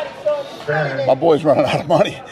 His ship is sinking very fast. And I swear I don't know if to call it pocket watching, but I just hate people to speak on the next man finances without no proof, just saying shit. I'm so tired of hearing other people call somebody broke. Oh, he's running out of money. He this, he that. And then, years and years later, they saying the same shit. It's like, shut up. Just shut up, man. Just promote the damn sport. Talking shit all the way down. Is that what you wanted? Is that what you wanted, everybody? There you go. That about wraps it up with Dana. Panties and fishnets back on, jump on OnlyFans and pay that $23 million in fucking rent, yo, buddy. Talking shit and fucking... See, it's just like, it's corny, man. Man, shit is whack. Promote the sport. All right, so what do you think of that, Oscar? What do you have to say in response? He's a joke. That's all I can say. He's a Neanderthal joke. That's all he is. And the things he talks so much, he says crap shit. He doesn't say shit. He just talks. It's crazy. I mean, if you really pay attention, he doesn't say nothing. It's amazing. And so, I mean, look, it's funny how he talks about, your building being, whatever, by the banks and this and that. If you knew business, you would understand. And I'm not going to explain it. Like, I'm not going to explain to Dana, well, you know, there's a loan involved and this and then downtown LA. I mean, if anybody knows, you know, all the buildings in downtown are like empty. It's pretty crazy what's happening in downtown. So this was just simply a business move, just like any other businessman would do. So, but I'm not going to explain it because Dana's full of shit. And the pantyhose, I mean, come on. 30 years ago, just please stop with, that's all you have? I mean, please, come on, Uncle Fester. That's all you have is pantyhose. He probably fucking watches that picture and fucking, you know, probably loves it. He probably loves it. That's why he talks about it so much. He loves them. Oh my dear. Yeah, it's crazy. But look, on a serious note, yes, what TKO and Dana and Zuffa, what they're doing, look, they're pigs with lipstick. That's all they are. They're really trying to convince the world that they're doing the right thing for the fighter. No, they're not. It's not the right thing to do. They are not doing the right thing. The Revival Muhammad Ali Act, no. They're just covering up. That's all they're doing. You know, and poor fighters, when they sign, they're screwed.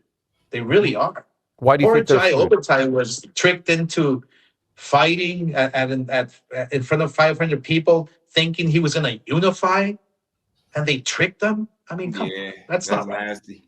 Dana keeps saying, "Judge me in a year. See what we do in a year." They signed the Sky Sports deal, obviously the Paramount Plus deal. It seems like they've got some big deals, and they're about to sign some big names. I think Edgar Berlanga is hinting, Richardson Hitchens as well. What do you think? What do you think it will look like in a year? Ariel said they about to sign some big names. He said Edgar Berlanga. Oscar just started laughing.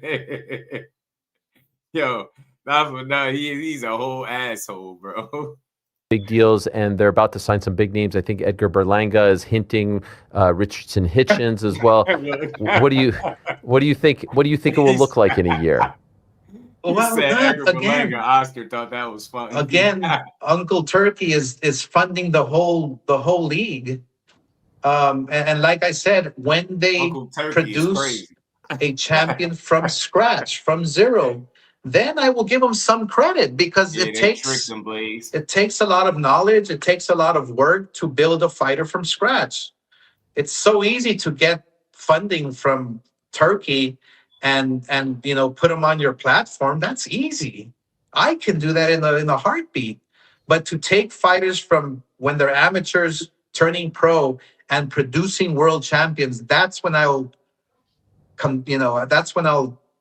kind of, you know, give you the stamp of approval and say, okay, now you're a boxing promoter. Uncle Turkey time. You mentioned Eddie earlier, and I wondered if you think it's interesting that it seems like, you know, Zuffa is in a business relationship with Turkey, and Turkey had a relationship with Frank Warren and Eddie Hearn. It seems like that's continuing in some way, shape, or form, but yet it was the Riyadh season crew that funded the signing of Conor Benn to take him away from Eddie, and that meant so much to him. He was so hurt. It felt to me like a bit of a fracture of the relationship. Am I reading it wrong, or do you read it the same way?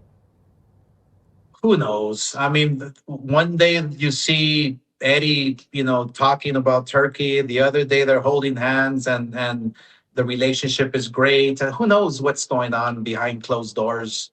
You know, one thing about me and the business is that you stay in your own lane. You focus on the job at hand, and you do the best job possible. You know, boxing right now is full of funny money, you know, because of Turkey, right? And people are scrambling, and people are trying to get a hold of that money. Look, when you're doing the right thing and you stay in your lane, and you focus on your own business, everything else is irrelevant. Everything else is just, like I said, funny money. So whatever relationship Eddie has. Oscar saying funny money is crazy. I don't think nothing wrong with Berlanga. I just think people feel like he is a hype job. You know, me, I just feel like he's still inexperienced because of those. I think the same thing that put Edgar Berlanga on is the same thing that stunted his growth. All those knockouts in the first round. You know what I'm saying? Think about the limited amount of experience you get when you knocking people out in less than 3 minutes, right? And then when you finally start getting took distance, you start getting, you know, tested, then people just write you off. So I don't dislike Edgar Berlanga, though. You know what I'm saying? But people don't, they think he hype. With Turkey and you know and Dana and Eddie are fighting, and then who knows if it's true or not? Who knows if it's real? All I have to focus on is my business and continue growing Golden Boy and producing world champions. That's all I'm focused on. And I'll let you go in a moment, Oscar, but you know that clip of Dana talking about you, that was before the deal with DAZN was announced and this news of the foreclosure in downtown LA was out there. And so it seemed like he was sort of dancing on your grave. What could you tell us about the state of Golden Boy right now as far as a business? Are you happy? Is it healthy? Are there issues? What can you say about the state right now? We've always been healthy. We've always been happy. We've always been, look, the fact that your TV deal ends, okay, it doesn't mean you're not negotiating to extend. Yeah. You know, and worse. He did. It took several months to renew with DAZN, but we always knew we would have a deal with DAZN because this is the home of boxing. And so when Dana, you know, he looks for that little crack in the door just to open it and fucking talk shit, that's who Dana is. He can't help himself. But it's always lies and lies and lies with Dana White and TKO. That's all it is. So, like I said, I'm doing my job, doing my business. We're healthy as ever. We're doing big fights. May 2nd with Benavidez and Zurdo, Ryan Garcia in July. We're doing Kid Austin. We have the next great heavyweight champion. We have all these young fighters who are coming up. Business as usual. And, you know, we're the best at doing it. So as long as I continue staying focused and writing Clapback, I'm a happy camper. And I have a question about the Benavidez fight, but one last thing on all of this. Eddie keeps saying that he thinks that there's going to be a revolt among the UFC fighters because they're paying top dollar for the likes of Conor Benn and others. We're hearing, you know, some big numbers attached to Berlanga and whatnot. And now, you know, the Tom Aspinall situation, John Jones, I don't know if you saw. Do you think that that's going to come and maybe bite them in the behind? Oh, it has been for a long time now. I've been preaching this for a while. Look, UFC fighters are getting screwed. They really are. When you have corporate America making, or their corporation making 80% of the revenue, in boxing, it's the other way around. So, of course, UFC fighters are going to be pissed off. You know, these fighters, man, they fight their ass off. I respect them 1,000,000%. How they train, what they have to go through. Yeah, it's like a fighter, like a boxer, but even more so because you're on the ground, you have to grapple, you know, you don't have support, training expenses, you're coming out of pocket. It's terrible for these UFC fighters. So yeah, there's more noise now today because of social media, but this has been going on forever. You mentioned the Benavidez fight, massive fight against Zurdo on May 2nd. That's a PBC show. Will it also air on DAZN as well, or is it just on Prime Video? Yes, it will air on DAZN. Okay. Yeah, we made a deal with DAZN, and they will air it on their platform. And look, more platforms, the better. More people can watch. More people can pay for it. So I think, look, this is what boxing is all about. You know, people coming together, promoters coming together and making the best fights happen. So the fact that DAZN has Top Rank, Queensberry, Matchroom, and now Golden Boy under their wing, they're going to soar and fly as high as they can now. When is your next show? My next show is going to be, I believe, I had one scheduled for April 18th, I believe the date was. Couldn't finalize that, so May 2nd will be my next show here in Las Vegas with Zurdo and Benavidez. Okay, winner fights Jai. And then we're off to the races. After that with DAZN. Okay. Oh, it's gonna be crazy. Yeah, we're gonna be busy. Winner of that fight fights Jai Opetaia? I don't know. I really don't know. I mean, is Zuffa gonna allow Jai Opetaia to fight? I don't know. Okay.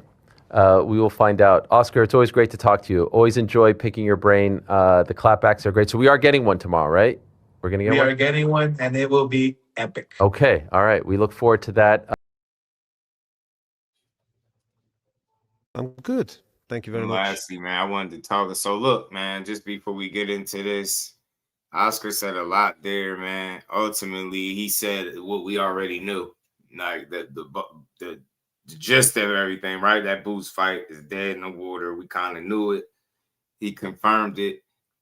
He left room for Xander Zayas to step in. It's looking like that's the fight that's coming up next. I'm seeing people saying that's what it is. They throwing a date out there. Hopefully we get it confirmed from one of the fighters, and we could really celebrate the fact that they made a real big, meaningful fight that we need to see. You know what I'm saying? There's no reason why a guy of Boots' talent should still be being questioned as hype at this point in his career. It just don't make a lot of sense. It's terrible. You know what I'm saying? It really is. Sweet poison at all? No, not at all. He ain't even mentioned. So we'll see. Or it's just staking EA Sports. They need a new boxing game. They need a new boxing game, man. They need a new boxing game. But Oscar, did he do a clapback?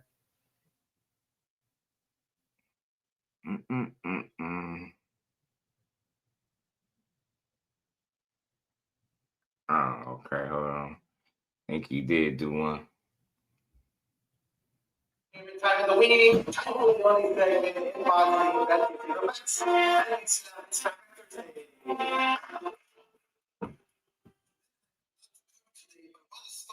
wellness check on the worst manager in boxing. Okay, sort of. Rick Mirigian. Wow.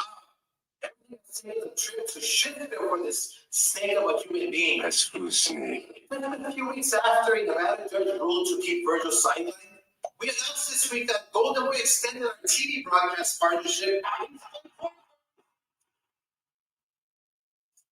with the Zone. Now that he knows, he's fine.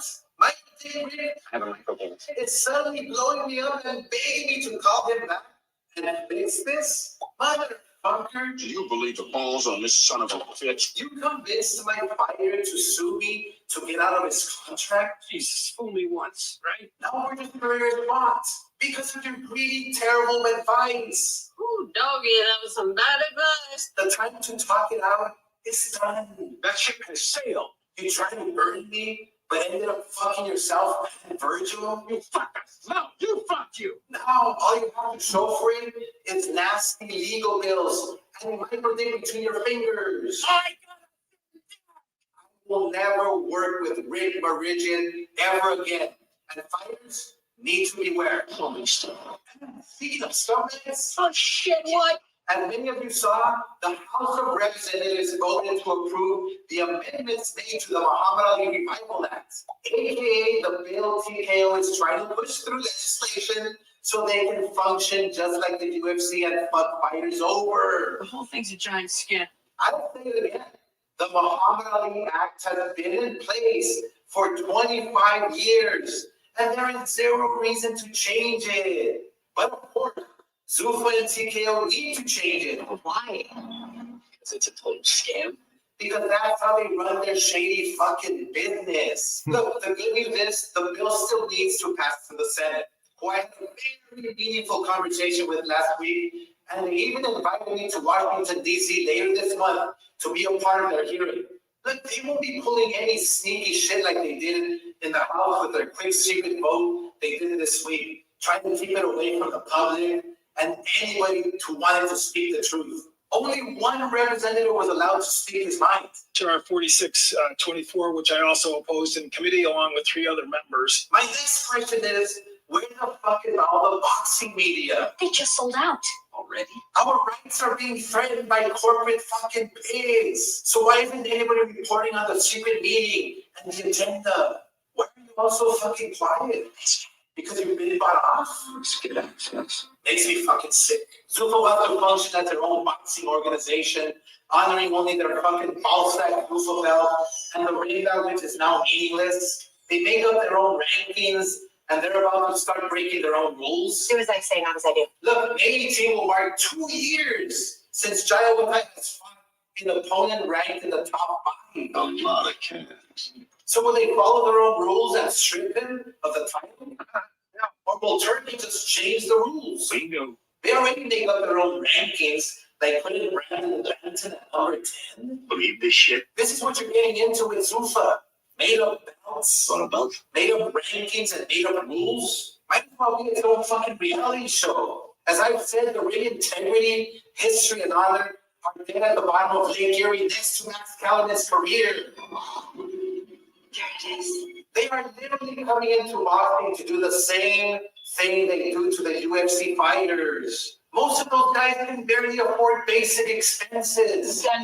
And now they see Uncle Fester and Zuffa bragging about how Conor Benn is being paid $15 million for a fight.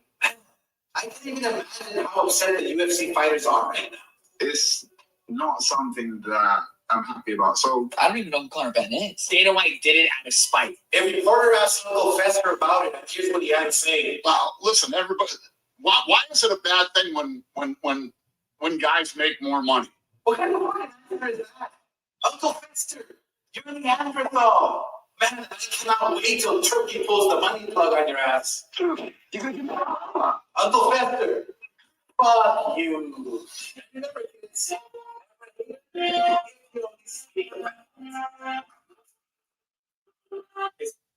Oscar, wow, bro. So that was the clapback. As we can see from the text, you know Rick didn't beg him. He talked to him like a man. Oscar just still the theatrics is what's making me think that Oscar got his attention and focused in another place, and the damn sure ain't on making boots and Vergil. You heard him say it in so many words in the interview I just played. It's nasty work. Hopefully they get on the same page. Rick saying that Vergil not going to be on the sideline. Oscar saying the judge agreed to keep Vergil on the sideline. I don't know what's going to happen, but I can tell you it ain't going to be no damn fight for Vergil right now. Zoom versus peace, Brody. How you feeling? So we'll see. But lastly, man, being that we was talking about Zuffa, and I thought this was one of the most bogus, I think, signings or deals that we heard. The one fight, $15 million for a non-champion to fight a guy like Regis Prograis is crazy. So he gave his explanation as to why he made this move. It's like 20 minutes. We're gonna get to this and we're gonna wrap up. Shout out to everybody rocking out. Let's get to it. Firstly, how are you? I'm good. How are you? I'm good. Thank you very much for giving us a little bit of time every day today, because I know that you're deep in camp. We're going to talk about what's coming up on April the 11th with Regis at Tottenham, but I want to talk about the journey to this particular point, especially in more recent times. Yeah. I know, obviously, you're off social media, so you'll be aware from a lot of the noise that's on there. Off. Even before this deal had come about, I've been off social media for a good few months, just because I think social media on its own is a lot of noise, and you can get caught up in life that ain't even real. And I think when you take a step back off of social media, you realise the influence social media actually has on you day to day. But for me, life genuinely don't change. Even with all the noise, nothing changes in my day to day. I wake up, I pray, I go to the gym, I go in my hyperbaric, I pray and read the Bible. The rest is all noise. What pushed you to that decision? Social media. Nothing specific. I think I was just scrolling. Got scrollitis, just sitting there scrolling for nothing. I mean, looking at what people are doing. I mean, it takes so much of your brain to process what you're reading and what you're looking at. And it's just, I've got kids and on my phone, I'm sitting there with my kids when I should be enjoying special moments. And you just sort of get to a stage where you're like, actually, I don't really want to be on social media. I don't need to see the good. I don't need to see the bad. Neither of them affect my day, so it's just, there's no need for it. So you're away from the noise, obviously, of what's gone on recently. Yeah. There's two sides to every story as to why people make decisions. Obviously, we've heard a lot from Eddie Hearn recently. What's your side? I wouldn't be aware. So just saying, I wouldn't be aware. And that's fair. And that's fair. And it's not for me to obviously relay that onto you. Yeah, but ultimately, it's the best decision for me, my family, my career. It's a 1-fight deal, which I'm ultimately very excited about. It was a matter of, oh yeah, do you want to get out then? Yeah, sweet, no problem. And here I am fighting. It was it was a quick turnaround. I stayed in shape. I stayed ready. I stayed disciplined. And ultimately, activity is key for me. Anyway, with everything, I wanted to just be active and get out as soon as I possibly could. An opportunity was presented to me that I couldn't turn down. How did it come about? Big shout out to my manager Keith. Okay. It got brought to me, and I said, "Yeah, no problem. Let's see what it's saying," and we're here now. The reaction from, obviously, it's one of those moments that takes people's breath away. With you obviously moving towards Zuffa, I think a lot of people would have said that you and Matchroom would have been something that would have gone on for a long period of time, especially with the relationship that you've shown each other over the last couple of years. Can you understand the way that people have reacted? Yeah, of course. But I've got love for Matchroom. I've got love for Eddie. Irrelevant of what they've been saying, irrelevant of what's been said, I still want Eddie in my corner. I don't hold any type of feelings towards them. Ultimately, if you ask me to choose out my family and what sets my family up and that my family's legacy, my kids are my legacy. When they don't want to cover my dad's business class flights over, or you're reminded that you have a time span. You have when you're done, nobody cares. When I'm done, nobody's gonna care. Nobody. And there'll be a new one of me. Make hay while the sun's shining. And take the best deal for me that I feels right for me and my family. And it was the best deal. Buy a country. That part I ain't mad at. I guess the only thing I could knock him for is if Eddie Hearn is being honest about when he said, let's have a conversation, he told him no. I think that's weird. And then to get in the media and say you still want him to be part of your team, you just made the best decision for your family. That part I get, but dang, could have gave him a heads up and anything, hollered at him. I don't know. Especially the fact that he literally took bullets for you when you was going through this situation with the WBC, with that egg situation. He was on shows getting grilled, getting in arguments back and forths.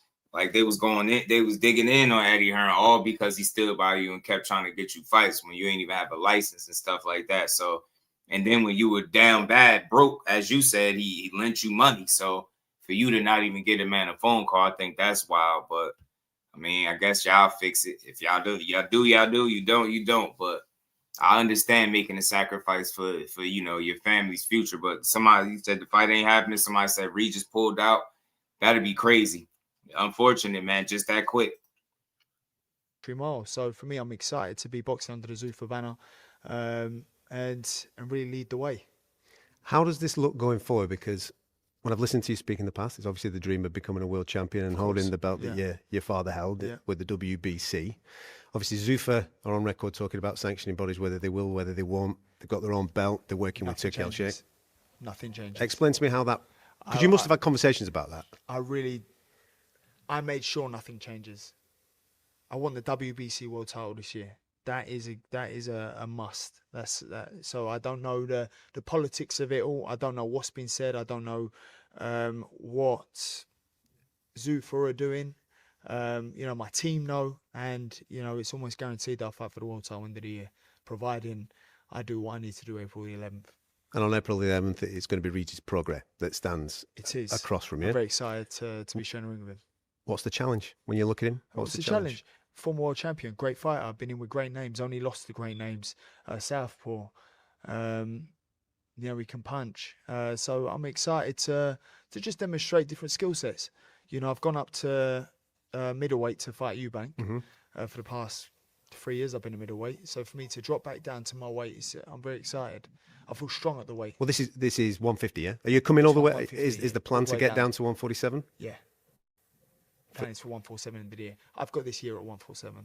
Okay. 150, 147 this year. How have you found that progression getting back down? Because it is quite a difficult thing to do. It's challenging. Of course it is. But ultimately, it's where I've been disciplined is after the Eubank fight, I was straight back in the gym, focusing on getting my weight down, knowing that there could be a world title shot next. So this was supposed to be a world title shot next. Obviously, everything, comes so quickly, and I just want to be active. Cool. say run out, but I'll have a fight in the meantime, instead of waiting around for Garcia. Did you plan it to be this early, April? No, not at all. So how did that come about? Obviously, we've got the show We got offered the date, and the date I said, yeah, no problem. Like, I'll be ready. And that just shows being disciplined when you're out of camp. You'll be ready to take the opportunities that present themselves to you. You know, because a lot of fighters just miss the boat, or because they got to get their weight down, or, you know, they've been living the good life and they've put on some weight. I stayed in the gym and I really prioritized getting my weight down, hoping to be out and be active as soon as possible. And, you know, God opened that door and you know, I walked straight through it. There's talking to you today, there's a calmness, and there's obviously age is a good thing where can add maturity to people, and I'm feeling that energy from you. How has that happened over the last couple of years? How has that last couple of years? I think God's just changed me personally. Yeah. I think you go through things in life, don't you? And you just sort of find yourself, or find out who you are and who you want to be and what sort of dad I want to be to my kids. And that's it, really. You know, I feel like so that's my dad's phone. Good choice of song. See, well, you know, that's really the gist of what I wanted y'all to hear from this, because, you know, it was a lot of talk about him taking this deal. Why did he take it? Did he do Eddie Hearn dirty?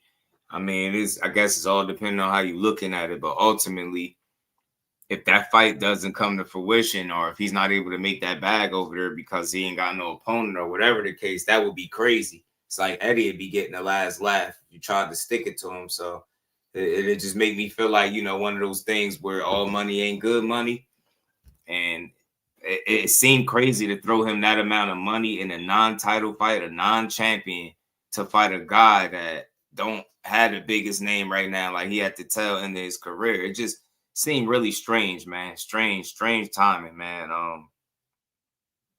But it is what it is. We'll see, though.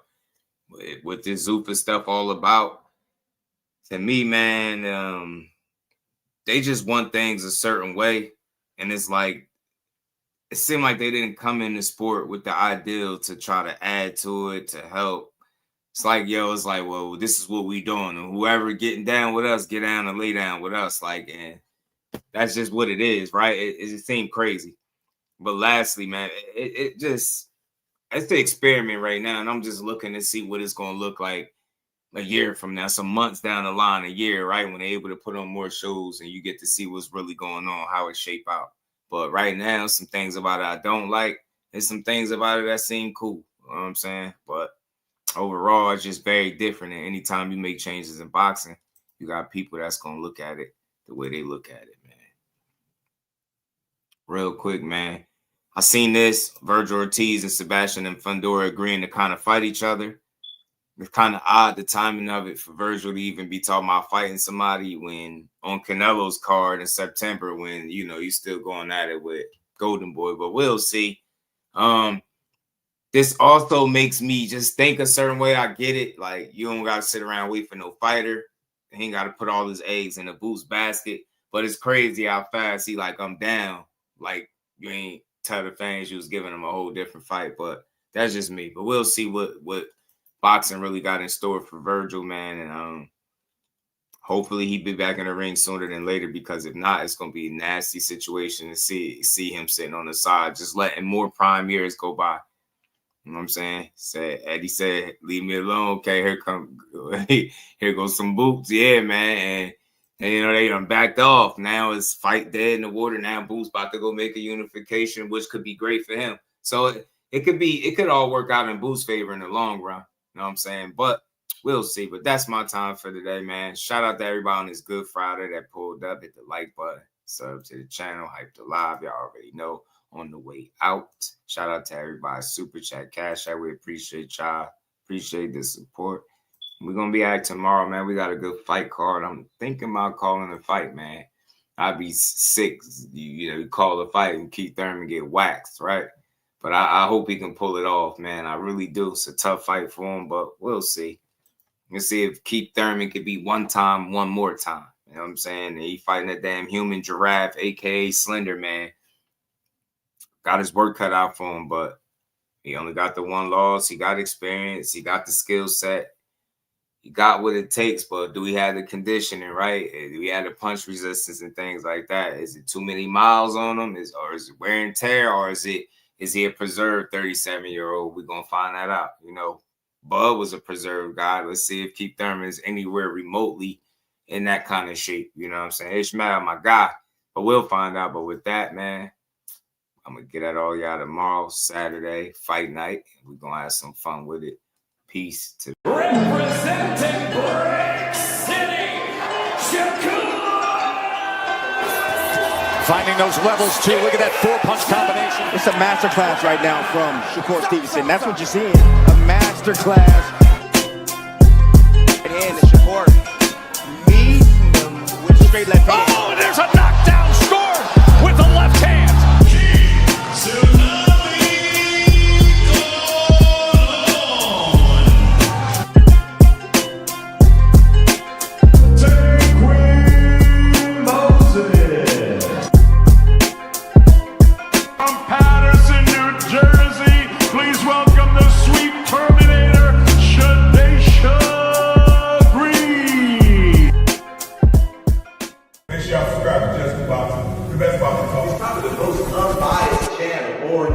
Right now, we're going to give him his just due. Shout out to my brother, Just